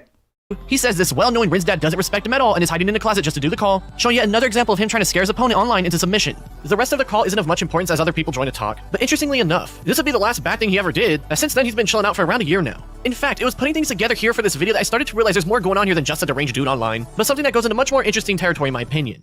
The downfall of Lau convoying Ascent has been one of the most fascinating situations I've ever learned about on the internet. However, there's one thing that bugged me about this coverage that kind of really put everything into a different perspective for me, and it's the fact that despite Lau doing all this bad stuff, I actually feel a little bit bad for him. The reason why is because when listening to countless hours of Discord calls and other RCC shenanigans, the number of times I've heard some sort of iteration of the phrases, just wait until I get Lau into this call, or do you want to speak to Lau about this instead of me, was an absolutely insane amount. That's when I started to realize that within these circles there were a lot of people who wanted to do all this bullying themselves, they were just too chicken shit to do it in fear of backlash, and so would drag in the one guy who wasn't scared to fight their battles for them. I view those people as lesser than Lau, because if there's one thing I don't like, it's people who can't even own their shit and instead try to jump through all these hoops to bully someone to another person who isn't scared to, as that, my friends, is some of the most bitch-made and weak stuff you can possibly do as a person. I mean, that's not wrong. Like, being like, Daddy Lio, come and fight my internet battles for me. That is pretty beta bitch behavior, I agree.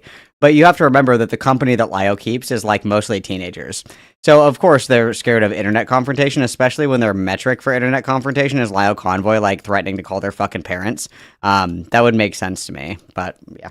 It's so obvious to me that people would use Lau as a crutch to bully others, and that's where the part I feel bad for him a little bit stems from. He was a weapon in these circles during his time there, and he was a very good one given how effective and how much power and influence he had in that community. It just all came crashing down when people outside those circles learned about him and just how far back his malicious and deranged nature went. I know he's not involving himself in any messes anymore, and in fact has even made amends with Gilded Pooh from the looks of it.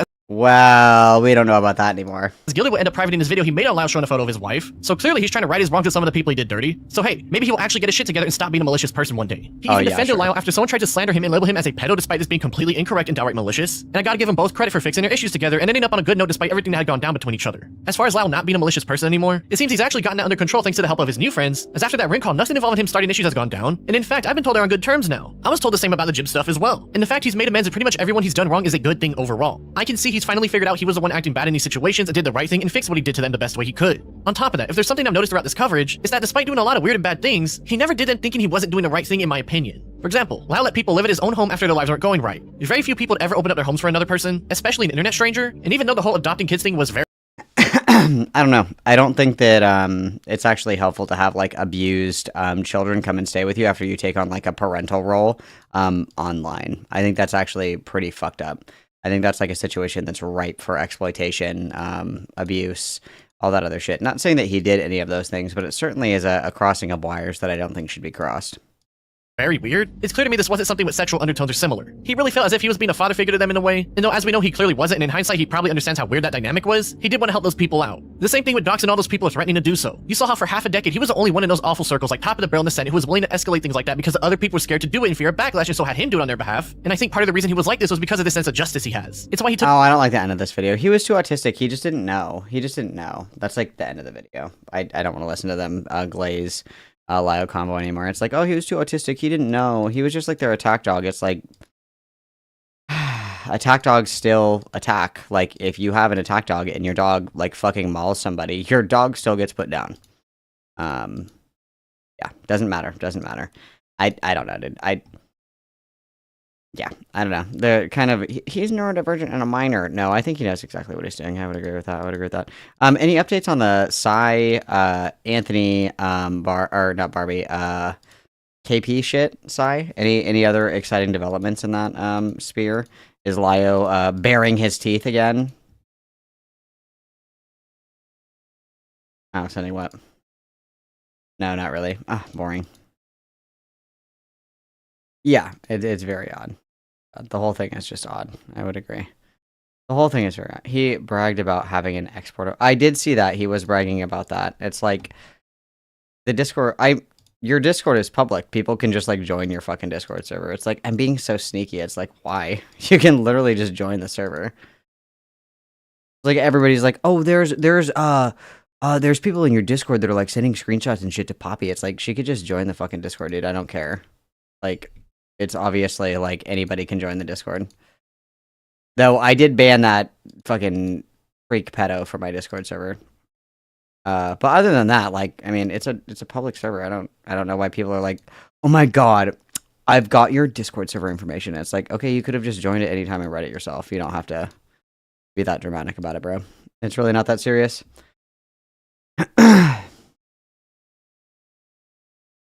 Twitter's fine, yeah. A stupid little tattletale rat. Love.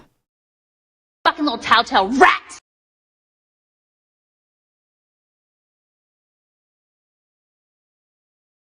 I don't know, dude. It's... Nah.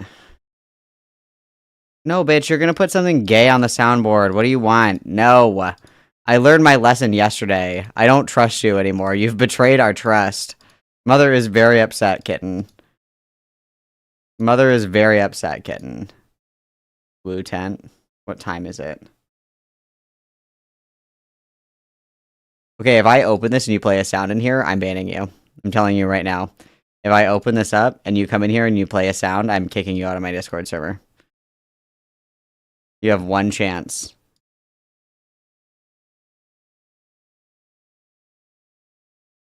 I'm waiting. You must choose, Mr. Bond. Hi. I swear to God, dude. If you play fucking sound, what's up? Damn, I can't believe you don't trust me like that. I'm terrified. I'm clenching right now. I'm just waiting I'm like bracing for impact. I'm like a battered wife.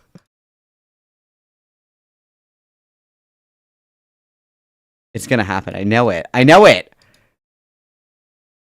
Oh, you're so abusive. I can't believe you don't trust me like that. Anyway.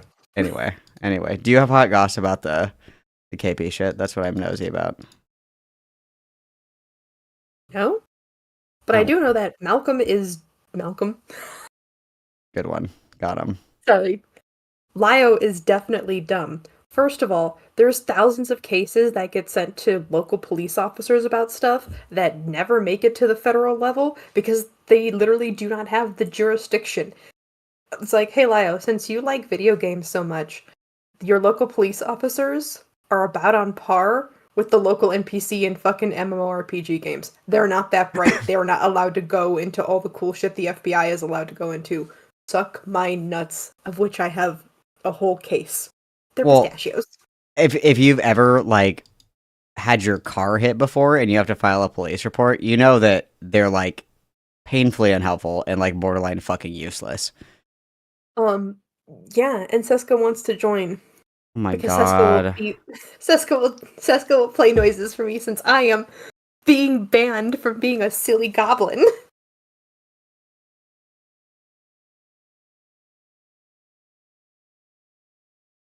Okay, what do you guys want? Rude. It's open. She can come in. DZ's gonna be mad because you guys are cucking the Woo content. Oh, we don't mean to. I mean, we do, but we don't.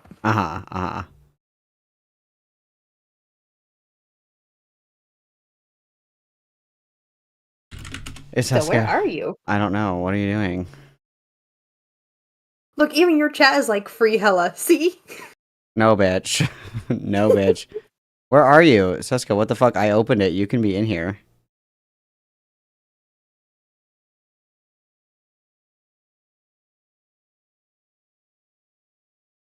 Where are you? I don't even know where you are, but... Oh, there you are. Hang on. Fuck, hang on. This pistachio is closed. I'm gonna have to get another one. It's fine. But no, I think it's also wild that Lyle was like, well, they told me to send it to them. No, duh, they told them to send it to you. Hello? Hi, girls. Oh my god, what do you guys want? I'm trying to watch Brianna Wood crash out. Ooh, I don't know what's Brianna would crash out. Love her. She's so slay. Oh my god. She's so slay. I want a queen out with Brianna Wood. I would rather die. Nightmare Blunt rotation, right there. Don't play Queen out that with noise. Brianna Don't punish Wu us for being... and oh god, what's her name? Blair White. Don't even put them in the same category. At least Blair White, like, tries. Brianna Wu is just, like, half-assing her way through life. So I have something for you. Okay. We're sorry. I have a soundboard wired directly into Discord that allows me to bypass the 5-second limit. I'm gonna kill myself in a video game. Don't do that. Don't be mean. Don't be mean. And I filled it entirely with Jennifer Coolidge. I'm here for that. But I'm kicking you guys out because I'm watching Brianna Wu now. Boo. Oh, wait. Malcolm, before I go, look up woodchuck sounds. That's how I imagine you are at raves because of the noise it makes. Okay, bye, hookers. Bye. Okay, this might be interesting. And I have to put this back down because I know these whores are going to come in here and try and play sounds again. Okay, what is it? Woodchuck sounds? How much wood could a woodchuck cut? Okay, a woodchuck could chuck. Woodchuck.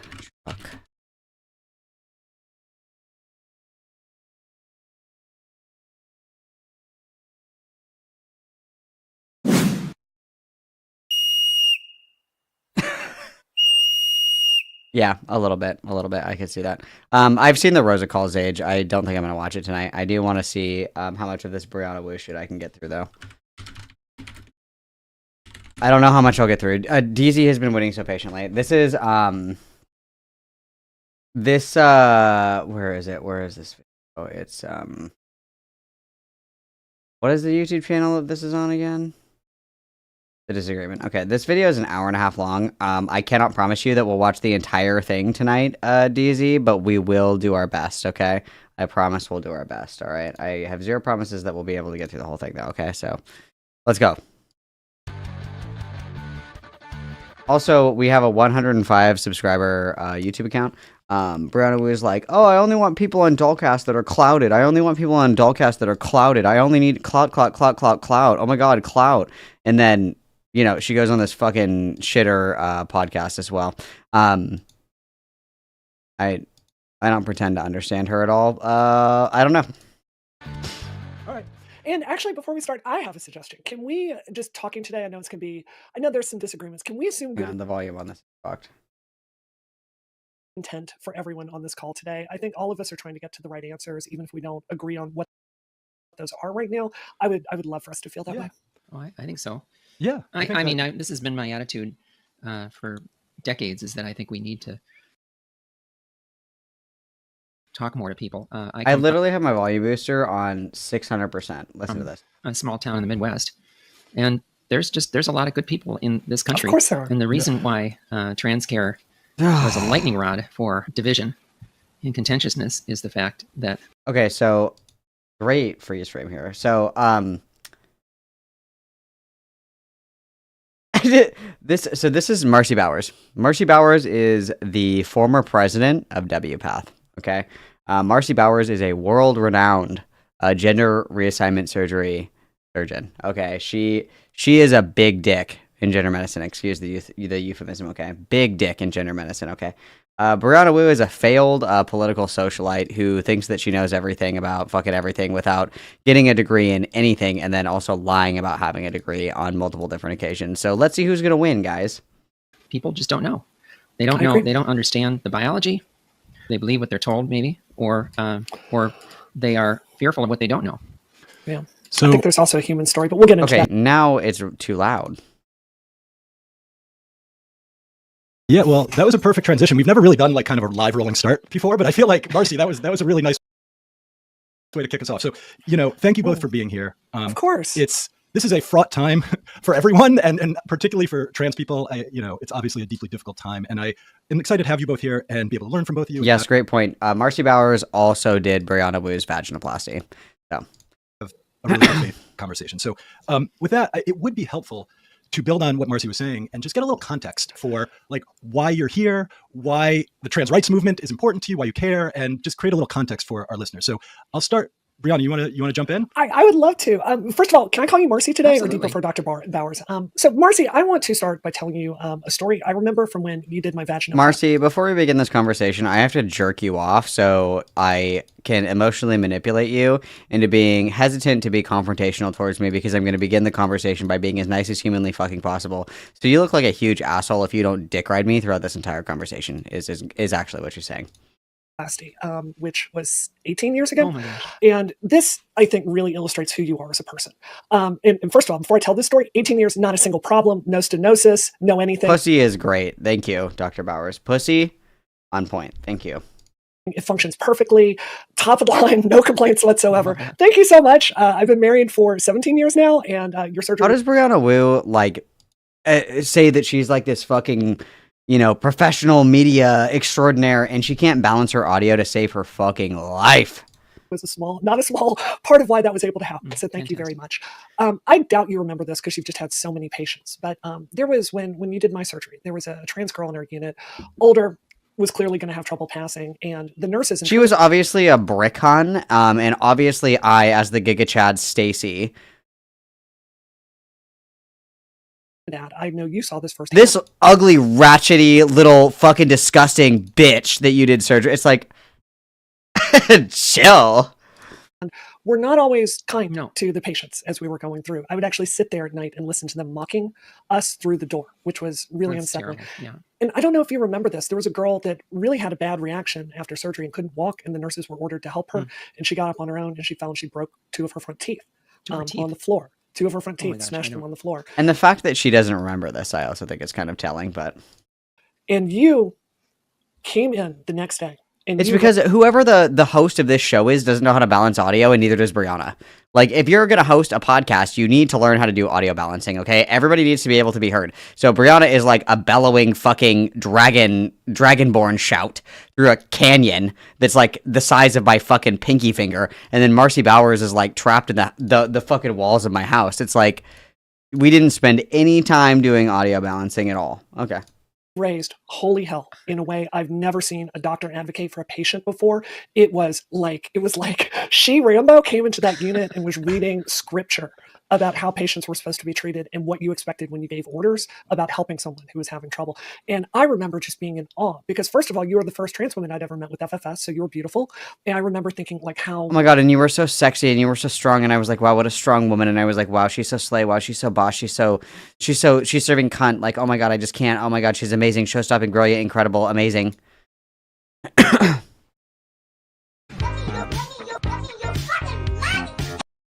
Deseta Donatet $11 amb 61 centaus truc superchat. This is 18 i va haver no waiting for Malcolm dripping beat this Dennis my favorita Malcolm. I know it's your favorite, DZ. Everybody witness, thank you for the 1161. And then just really... Talented, brilliant, incredible, amazing, show-stopping, spectacular. On your game you were. It was truly inspiring. Like as I was went through my career inspired and had to learn how to... I was like, Wakanda forever when I heard you talk like that, Dr. Bowers. It was incredible. lead things as a woman. I thought of that moment many times. Wow. Cool. So when you were put in charge of WPATH, you were like my ideal person. I was so psyched for it. I saw the integrity you had in that moment, and I assumed it would be carried over to WPATH. And, I want to say this with respect, but I do have extreme concerns about the SOC 8 and what I see as a very political direction that our healthcare is taking, which I don't think is backed up by the science. And that's, Alex, you asked why I'm here today. That's why I'm here today. Like, I really believe in you, but I also think we've gotten off path. So does that make sense to you? Do you know where I'm coming from? Sure, although, She's like a gentle parent voice explaining, like, do you understand what I'm saying to you? I'm saying that everything was good and then it wasn't good, and I think it might be your fault. Is that making sense to you? She can never do these conversations in real life because somebody would just slap the shit out of her, dude. Oh my god.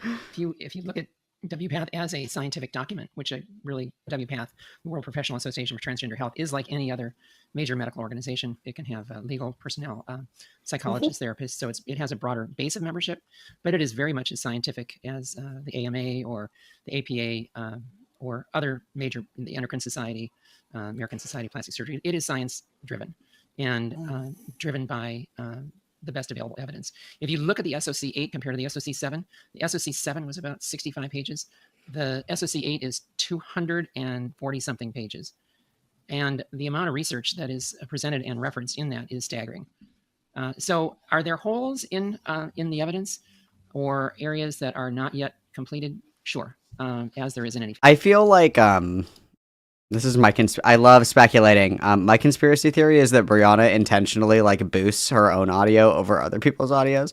I don't know how she's not the host of this podcast, so I don't know how she did it, but she must have done it somehow. You know what I mean? She must have made it happen. But also, I have to have solitaire over this because I can't look at Brianna Wu when she does podcasts because the other person is talking and she's like, and the integrity of the science is there. You can kick the rugs and find, again, little omissions anywhere you look. It's like, can you shut the fuck up and just pay attention? Organization, but I actually would argue that WPATH does it rather well, and its its membership has also changed in that it founded in 1979. Dude, she's active listening.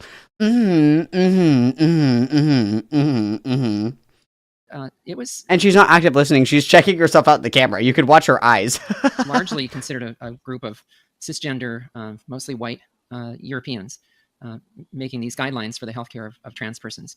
And over time, we now reach, there's 43 countries represented, more than 4,500 members, and we're increasingly diverse with more trans people now in the organization, and even some in leadership, including myself, which is a bit staggering in that WPATH had never had, since 1979, never had a woman with trans history as its president.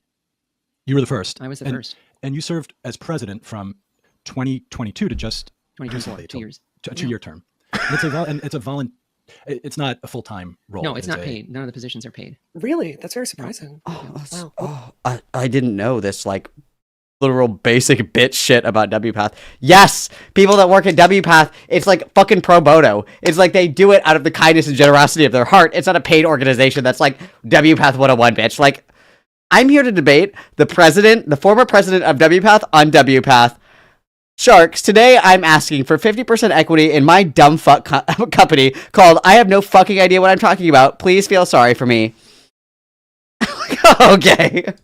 Well, thank you for doing that. I do want to take issue because I don't share your appraisal that WPATH is informed by the science in multiple areas. I think this is largely what I think the problem is. I think, Marcy, I think the problem is that you're a stupid bitch, Marcy. I'm just going to come out and say it. Like you and I are a very old phenomenon, right? Boys that desperately want to be girls. Like you can go back 4,000 years and see us, right? Like we were from Roman times, we were there. Right? I think what's happened is the case for us. I mean, we certainly look like we were alive in the Roman times, did we not? Eunuchs, 100%. There's references of eunuchs in the Bible, which well, we'll get into that. We'll get into that. But I think Marcy, a trans woman is speaking. Do you mind? Sorry, Brianna. Go ahead and finish. Science. I think the original protocols were clearly based on people like you and I. And I think, generally speaking, the SOC, particularly since the SOC 7, has radically expanded the mission in a way that there's, frankly, no science to justify. The mission. We should have made a drinking game. What are we putting on our bingo card, guys? We're doing Gamergate. We're doing internet harassment, the mob, the mission, political operative, the science. Like, what other things are we putting on here? A gasp is a free space. The gasp is a free space. Sorry. Give you 4 examples of things I don't think the science is there for. The first is the Unix chapter, which I'm sure we'll get into. The second is non-binary healthcare. We are taking literal teenagers who do not fit the criteria for gender dysphoria in the DSM-5, and we are giving them low dosage of testosterone, which is there's no study to show this works. There's no clinical protocol to even identify a non-binary person. What is the clinical protocol to identify somebody that has seasonal depression? I get kind of sad when the sun is in the sky for 4 hours a day.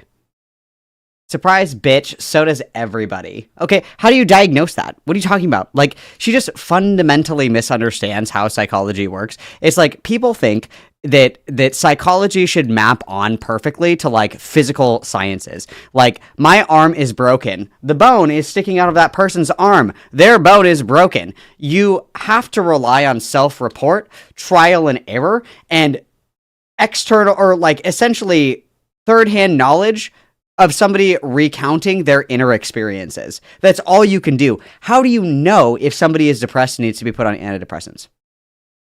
Self-report. It's all self-report. That's like 99.9% of what psychology is. It's self-report. I don't know what to say. And then the science, medical science, physical sciences, psychological sciences, social sciences, they're always ever evolving. Always. You never have an answer to a question. You're always doing more research. You're always trying this. You're always trying that. Like, well, the science. Science is not a singular point in time. We understand how time works. Yes, it continues in one direction. As we go in this direction, we're going to continue to look for answers in this direction. Maybe in 10 years, we'll figure out that there's something way fucking better than chemotherapy. That doesn't mean that we stop just because chemotherapy works sometimes. You dumb bitch! Okay, I'm sorry. I need to calm down. I think you can find...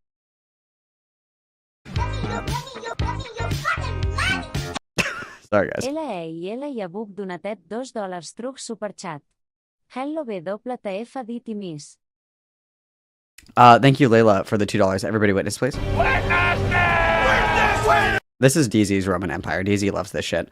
We're just watching Brianna Wu debate the former president of WPATH and the person that did her vaginoplasty on WPATH.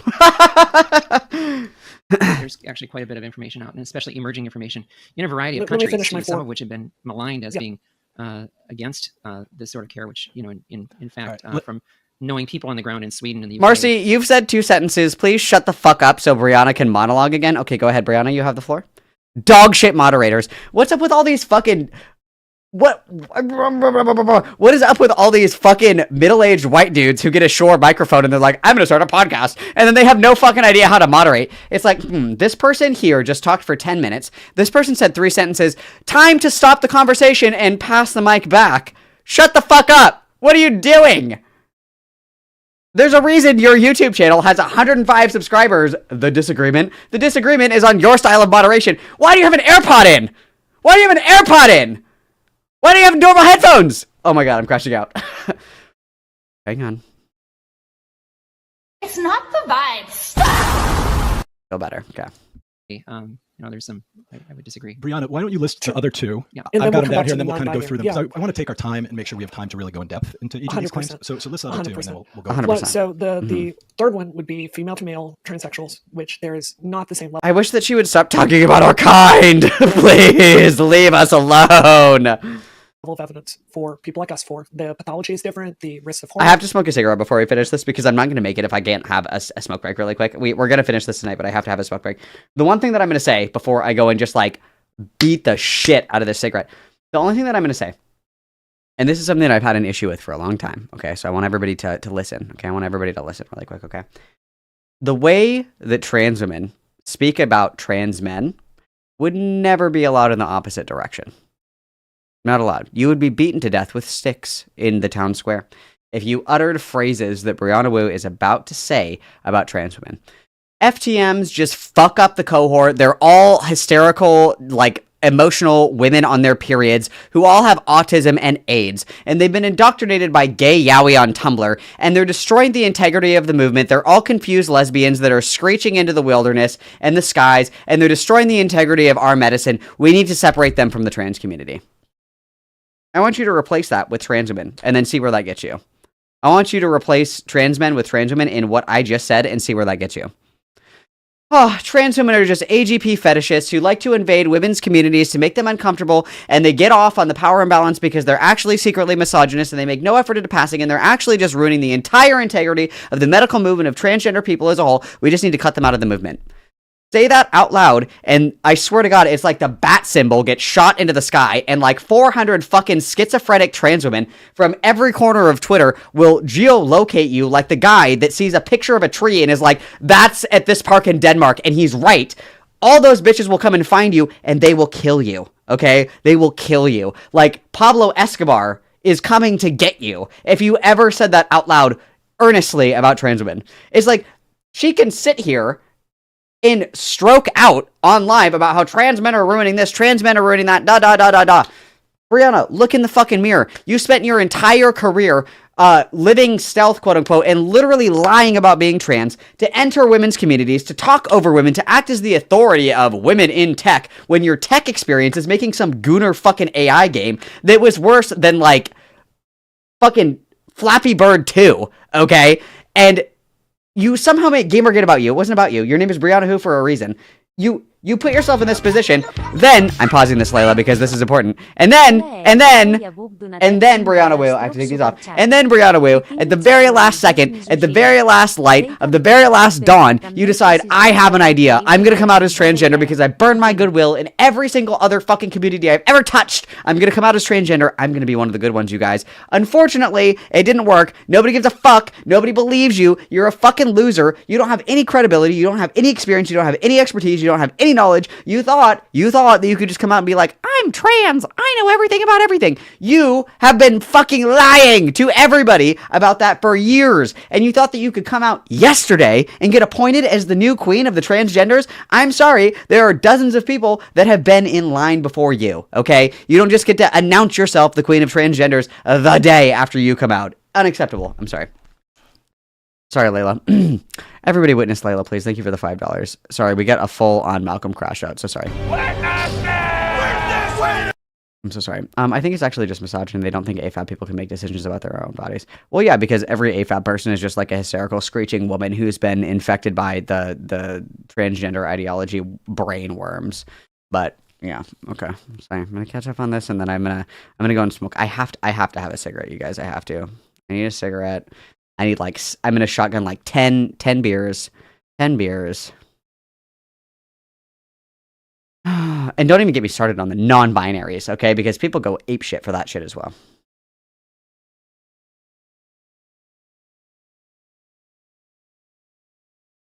Yes, you will be put in the town square. You will be tar and feathered. I completely agree. DZ is having the best time ever. DZ is having this is DZ's Roman Empire. I know that DZ is having the best day. I know it. I know DZ is. You're welcome, DZ. I know this is your favorite. Okay, I'm gonna be right back. I have to smoke a cigarette. I'm so sorry. I have to practice my deep breaths. I'll be right back, guys. Like the video while I'm gone, or I'm playing that fucking Lexity beatboxing video when I come back. I better get back, and there better be at least 100 likes on the stream, or you will all be tortured to death in here with me. Okay, I'll be right back.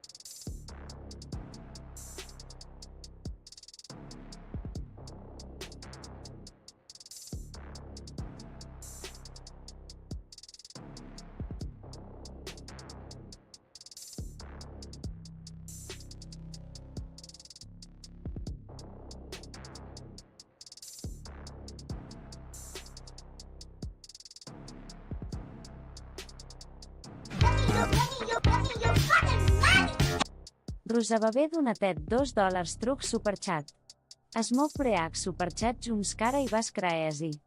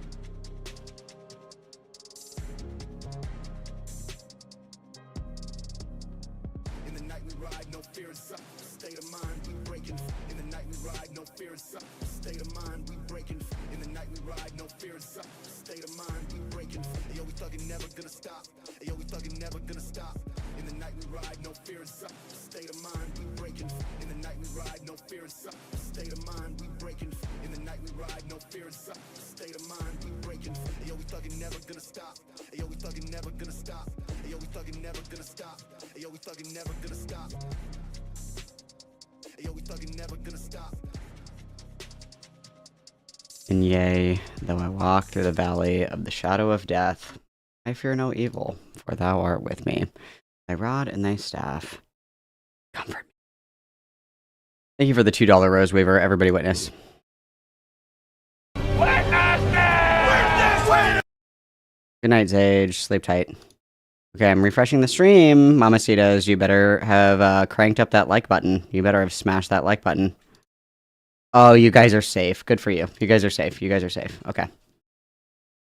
Hormones are different, the surgery is different, the detransition rates are different. It seems very clear to me this is a different population, and the treatments are largely conflated. And the fourth one is the spiciest, which is children, underage transitions for minors, something that I am in favor of in some form, but I think that when she says some form, she means MTF transition for children only. She said before that, like, you know, MTF children should be allowed access to puberty blockers and shit like that because male puberty is like being tortured to death in hell. But trans men just have to go fuck themselves because they're gonna regret it.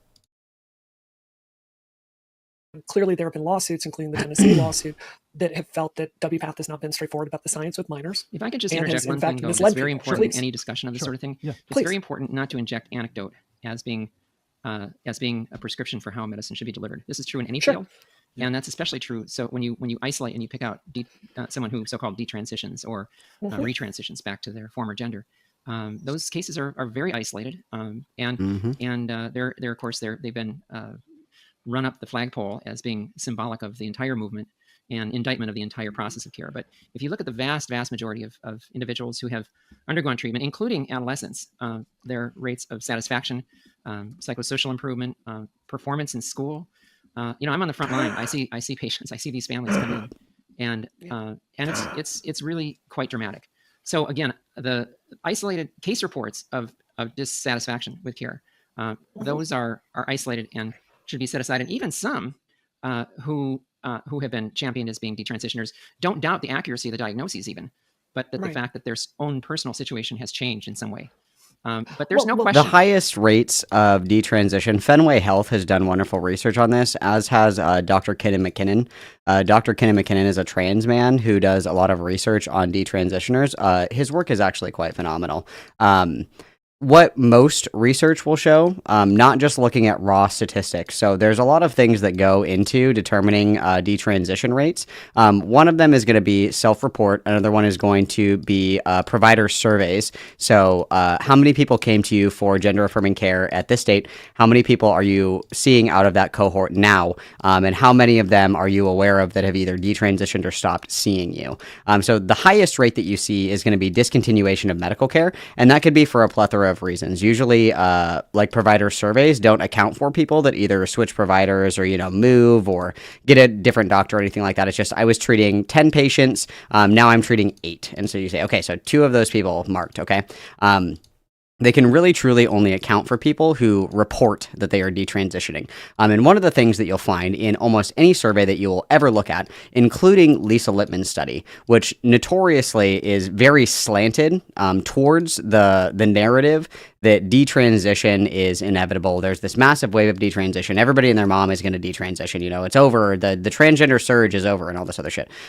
Even when you look at that, the number one reported reason for detransition across every cohort is going to be social factors. It's going to be things like I wanted to keep my job. I'm having religious conflicts. I'm having conflict with my family. My housing has become compromised. This, that, and the other thing. That's going to be the number one driving factor of detransition unilaterally across all cohorts. The second thing to take into consideration as well is that a lot of people that quote unquote detransition are not accounted for in the sense of like quote unquote true detransition. It's people that just like stop taking hormones, or they're happy with where where like they are in their process and they don't feel a need to continue it. The other large one is going to be health complications. So for example, if you're somebody who takes hormones for an extended period of time, that can really fuck with your blood pressure, your red blood cell count, and other things like that. So for health reasons, you stop taking hormones, but you don't truly detransition. You still identify as whatever the fuck, but you're just not taking hormones anymore. True regret and true detransition, reverting back to assigned gender or assigned sex at birth, that is exceedingly rare. The one true number that accounts for this is the study that was done where it was a WPATH survey that was sent to, I think it was, I can't remember off the top of my head. They sent it to providers, and the true number of people who regret their transition and go 180, all the way back to their assigned sex, that raw number is about 0.04%. It's incredibly rare. There's a lot of mitigating social factors that go into it, and to pretend that we can account for every single one of those factors, including people just not seeing the same provider, moving to a different city, getting a different doctor, getting a job where, they have to be stealth, or getting a job where, they have to detransition, or they're in a place where it's not safe for them to detransition or to continue to transition, excuse me. These surveys don't normally account for this, and the studies that do and the surveys that do show predominantly that is not a change in identity. It's like social factors. That's like the number one thing. So, but yeah, I do want to agree that this is a very, very important age group, and what we did for implementing puberty blockers, for example, before the onset of puberty, a lot of that was there were very limited studies. And this was mainly an extrapolate. Well, I shouldn't say mainly. There was some extrapolation from adult data that showed clear efficacy over decades, and with the presumption that if it could be instituted prior to the onset of puberty, that it made sense that it would be as efficacious. And in many studies, that actually is true. But long-term longitudinal studies of trans youth who receive blockers, we have not followed them yet into adulthood, primarily because a lot of them are just coming of age. Right. So I heard you say two things there. You were talking about the detransitioners, which are in the FTM category, and then you started talking about puberty blockers. So I want to really I think every one of these things deserves to be drilled down into rather than us kind of wandering around. Yeah, drill into it. Just 1 second. I would like to start. Tell the moderator to shut the fuck up, Brianna. Yes, you're on this guy's show. Tell him to shut the fuck up. Yes, queen. Yes, queen. Our trans queen is speaking. By talking about the detransition rates. So what I heard you say, and I just want to make sure I got this, is it's your view that we would probably agree that there is a political project to amplify these. No, I live in Thailand. Stories and put cameras in their faces and to make people think it's a crisis. But at the same time, is it your contention that there is not a problem with the rates of female to male transsexuals, particularly children, detransitioning? There's not appreciable differences between transmasculine and transfeminine detransition rates. No, I mean there's not. There was and if you want to know the truth, more trans women detransition than trans men. That is the truth. That is what is borne out in every single study, every single survey that has ever been done on detransition rates. That number for number, pound for pound, trans women detransition at a higher rate than trans men. Just the thing is that Brianna is terminally online to a degree that is probably significantly impacting her mental health. The detransition rate is significantly higher in trans women than it is in trans men.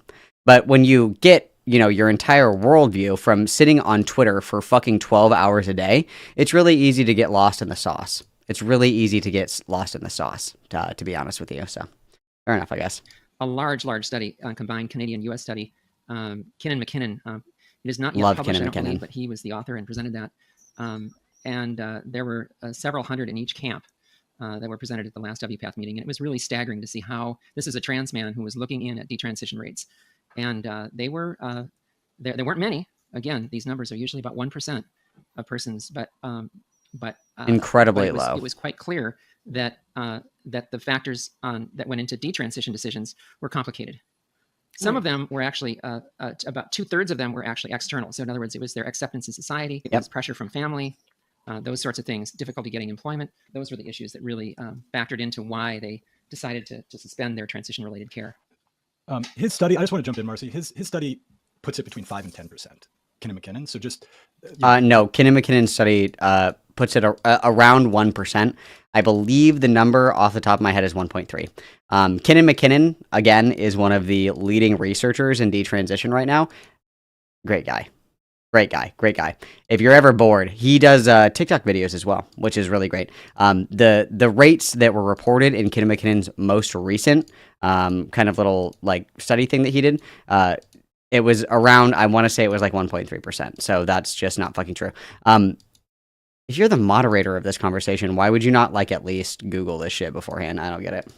That's obviously quite different than the 1%. You know, I don't have the details of the study, but one of the things that I have pointed out is that one of the reasons we may be seeing more detransition now, or change, it's even change in transition, so it's a change in their gender-related goals, is that for too long, we as providers provided our patients a very binary model. So it was very either or. It was, if you're not male, oh, then you must be female. Well, and this is another thing too that is interesting when you account for, when you look at like these studies, is historically speaking, when you're talking about MTF versus FTM transition, FTM transition is much more a la carte. You kind of can pick and choose what you're going for here, right?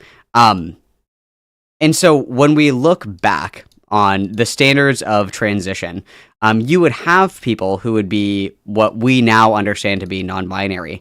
These people would essentially lie and say, you know, I actually identify as binary in order to access this care. And the biggest problem with that, and Brianna should recognize this and be able to identify why this is a problem, is that these people convolute the cohorts of the people that we're trying to study.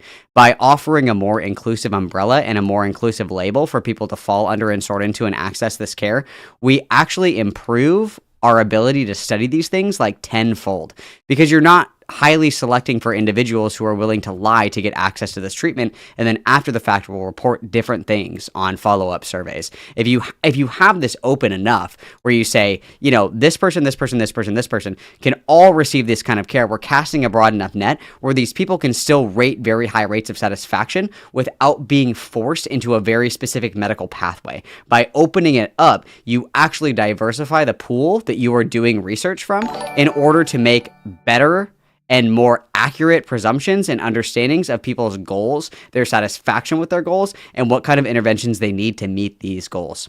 It's actually incredibly simple, but I forget that she's actually fucking stupid, so. And if you weren't female, then you must be male. And I think that strict adherence to a binary on the part of providers also put people they painted them into gender corners that maybe they might not otherwise have chosen. In fact, that if you look at those individual stories, many of them just felt that they weren't really as, you know, they would, you know, if you look at gender as a spectrum from 1 to 10, you know, rather than everybody being 1s or 10s, there were a lot of those patients that might have felt that they were more like a 4. So having, you know, putting that through the mill of a binary system that wants to make you either male or female, and that's it. She just looks so bored when Marcy is talking to you. She's like, oh my God, can you shut the fuck up? I want to talk more. Oh my God, can you shut the fuck up? I have more fucking grandstanding to do. Can you please shut the fuck up? It's like, she's so disrespectful. She's so arrogant. She's so full of herself. She's just, she's insufferable.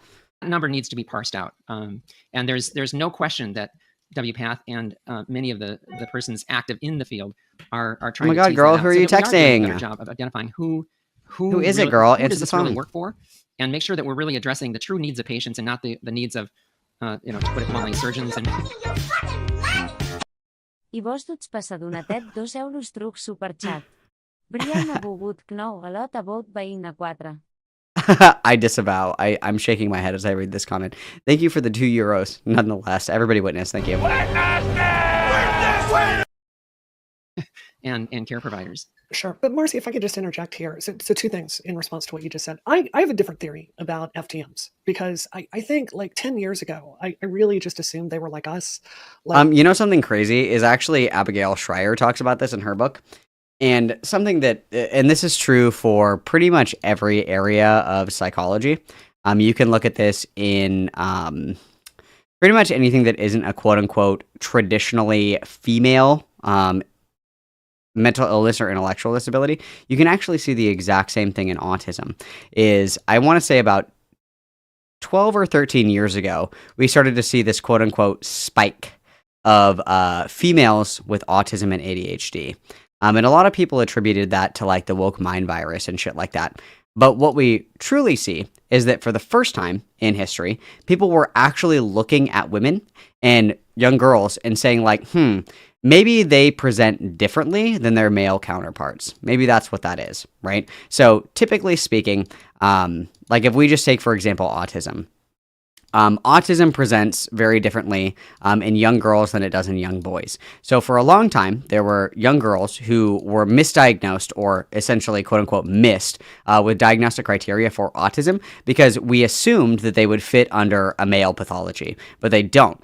You can even see the exact same thing with heart attacks because heart attacks present differently in males and females. Your symptomology is going to be different. So heart attacks are not as common in women, but they're significantly more lethal in women because the signs that people look for in heart attacks, if you're, a medical provider, is going to be the stereotypical male symptoms of what a heart attack looks like and how it presents. And so for a really long time, everybody assumed that these two things were exactly the same, that a man and a woman having a heart attack, the symptomology is going to be exactly the same, and there's no reason to kind of diversify the way that we evaluate whether or not somebody is having a heart attack.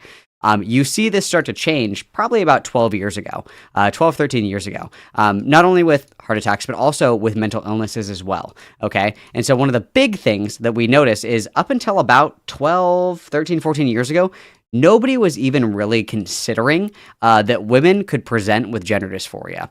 They thought that that was kind of like, a once in a blue moon kind of thing. They thought that it was like, oh, well, this is a very predominantly male condition. Like, this is mostly something that males suffer from, and if it doesn't present in the same way in females, they probably don't have it. So Abigail Schreier talks a lot about this in her book as well, where it's like, there's like this explosion of fucking women pretending to be, like, discovering that they're trans when this used to be like an all-male pathology. But the truth is that there is different presentation in a lot of different illnesses and medical conditions and all this other shit between the sexes, and people really didn't consider that until about 15 years ago, believe it or not. So it's not that there's like this totally like explosion of trans men like stomping all over the fucking trans community and kicking trans women like right in the fucking dick and be like, fuck you, bitch, like you're a brick, like none of that shit. It's just that we weren't looking at it. Nobody was studying this. Nobody was even aware that this was a thing that could even happen, right? Like, I'm sure, again, it's a once in a blue moon kind of thing or whatever, but it's not like they were never there. It's not like this is a new phenomenon. It's just something that people weren't really tuned into until about, 13, 14, 15 years ago. So, like girls that wanted to be boys from a very young age. And I think if you get out there and you really study the pathology, they're just not. They're not. I don't understand this. You're making such a distinction. Hold on, I let you talk. It doesn't really fit with that. I mean, I want to hear you more. Sure. I want to hear why you think that. Yeah, sure. So I think that the pathology is very, very different from them. Let me talk. It's understudied. I think that the vast majority of the studies that the original Benjamins were built on were on people like you and I. And I think that respectfully, like, look, I'm a Democrat. I vote Democrat. I work my If you say respectfully, everything that you say cannot be interpreted as disrespectful. For Kamala, but I think respectfully, WPATH is filled with people that have a very specific worldview on the left, and I think that with the best of intentions, we assume that. Hold on, can I please finish? Marcy, can you shut the fuck up? Sorry, anyway, I'm gonna finish. The healthcare for female to male should be the exact same as male to females, and I don't think there's really strong evidence for that. Go look at the. This is like an adult. And then she has the audacity to say that like everybody is autistic. This is the most autistic setup I've ever seen. She's like, oh my god, everybody has autism these days. Everybody's autistic. Everybody has autism. Is anybody even normal anymore? It's like you have a pinball collection. You have a pinball machine collection. Look at your room. You're like the poster child for fucking autism. Shut up. That y'all have, the evidence of every single part of female to male transition is less studied than we are. It's walking them down a certain path. Let me present some evidence to just sort of get in. Oh my god! So, I mean, there is a lot of transmasculine membership, and by the way, they should be referred to as transmasculine. I would say that F to M and M to F is old technology. Well, this is. Please go ahead, Alex. I just want to create context for this because I think the context. Oh my god, this moderator sucks, dude. On this data, and this is from England. It's harder to get data in the U.S., but it's not. There was from 2010 to 2021. I think it went from like 15 people in the national. And then this dumb fuck is gonna regurgitate this talking point. This is like the big thing that everybody refers to, you know. In the last 10 years, in the last decade, there's been a fucking explosion of all these women, these hysterical bitches, and the United Kingdom lining up to get their tits chopped off. What is being referred to in those statistics is referrals. That's it. Referrals. Oh my god, there's an explosion of people getting referrals for an ADHD diagnosis. That doesn't mean anything. Show me the number of people that have been prescribed stimulants.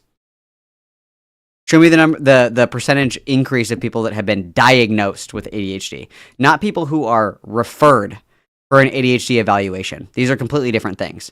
They're completely different, okay? And even if there is this massive fucking explosion of people, okay, that's something that we need to investigate. But you can't just like look at a significant increase of a number and say it's because of X. You have to be able to investigate that further. And to pretend otherwise that you have like a fucking magic orb that you can peer into and it's going to tell you the answers as to why all these hysterical, screaming, crying, hysterical women are wanting to chop their tits off or whatever the fuck. Like, we need a little bit more. And the arrogance to assume that you know more, Brianna Wu, is sickening. It's sick. Clinic in England to like 3,000, and the vast majority of those people were transmasculine. I think it was over 2/3, close to 70%. I see where you're going. So I think, it's just relevant. Just oh, am I chopping? I'll rest for a minute. Are we chopping?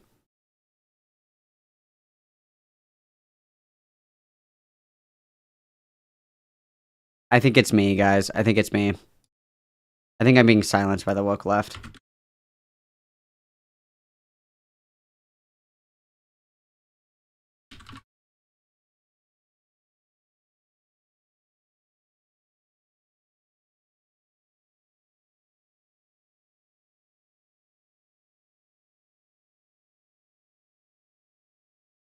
Are we good? Are we good now? Are we good? Are we good now? How about now? How about now? How about now? How about now? How about now? Can you hear me now? Can you hear me now? Dude, you're getting Adele. Okay, base, okay.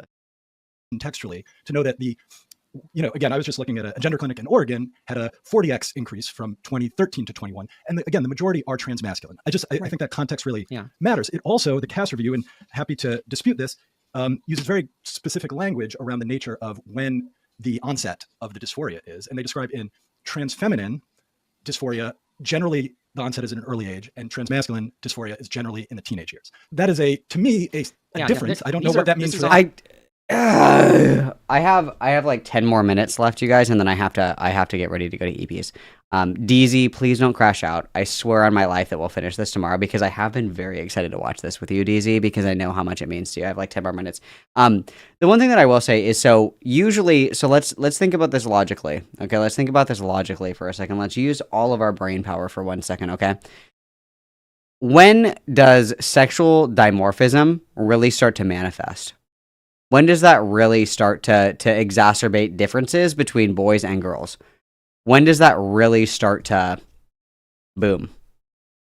Probably around puberty, right? If you, as a young girl, are allowed to do quote-unquote boy things, right? Like, quote-unquote boy things. You can play with the boys. You can, play co-ed sports.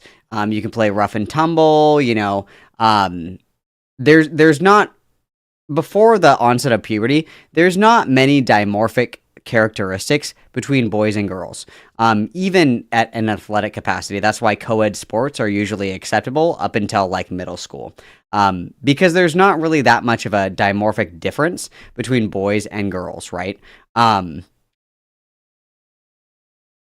would very obviously be exacerbated by puberty, no?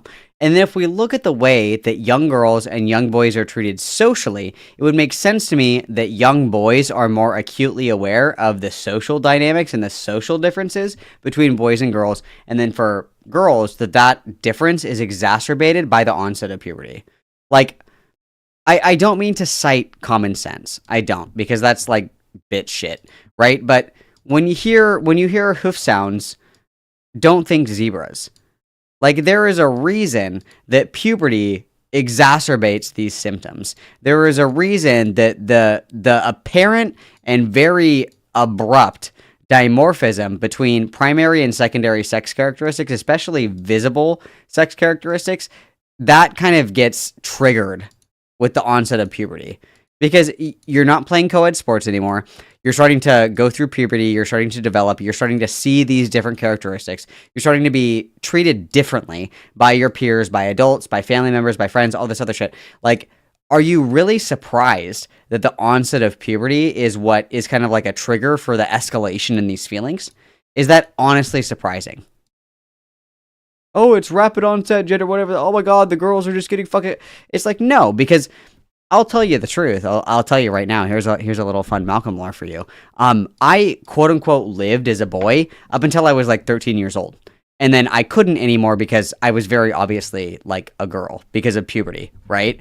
Like I wasn't treated any differently. Everybody just thought that I was a boy until I went through puberty, and then obviously the onset of puberty was very distressing because that's what's kind of separating you from everybody else.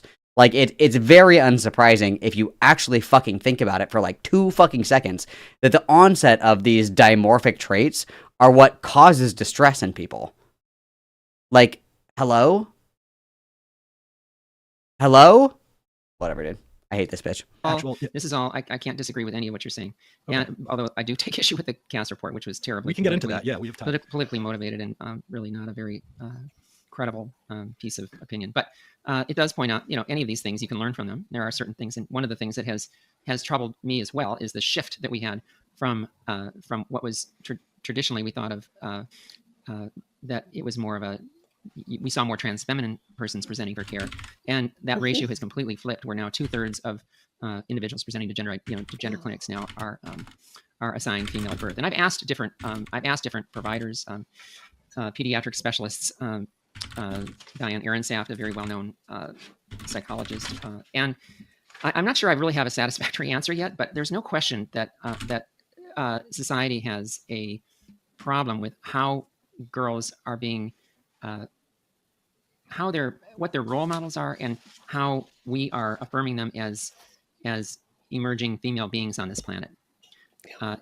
So, and I've heard, and of course, I've heard anecdotes from the individuals themselves saying that Brianna, chill. That it wasn't so much that they wanted to be men, but they were jealous of the things that they felt men could have. And that's not really an identity issue. That is the demographic shift is one that really needs to be looked at. I agree. What is the body image for young girls and women as they enter puberty? I have 2 daughters myself. So in my middle daughter, who's getting married this summer in Scotland and has become decidedly feminine, by the way, but she really didn't like puberty. When she got breasts and she had to put a shirt on, she was not happy about it. And you might even... Well, yeah, and that's like a big thing. And this is going to be my last little blurb, and then I'm going to let you guys go for the evening. This is something, too, that I just...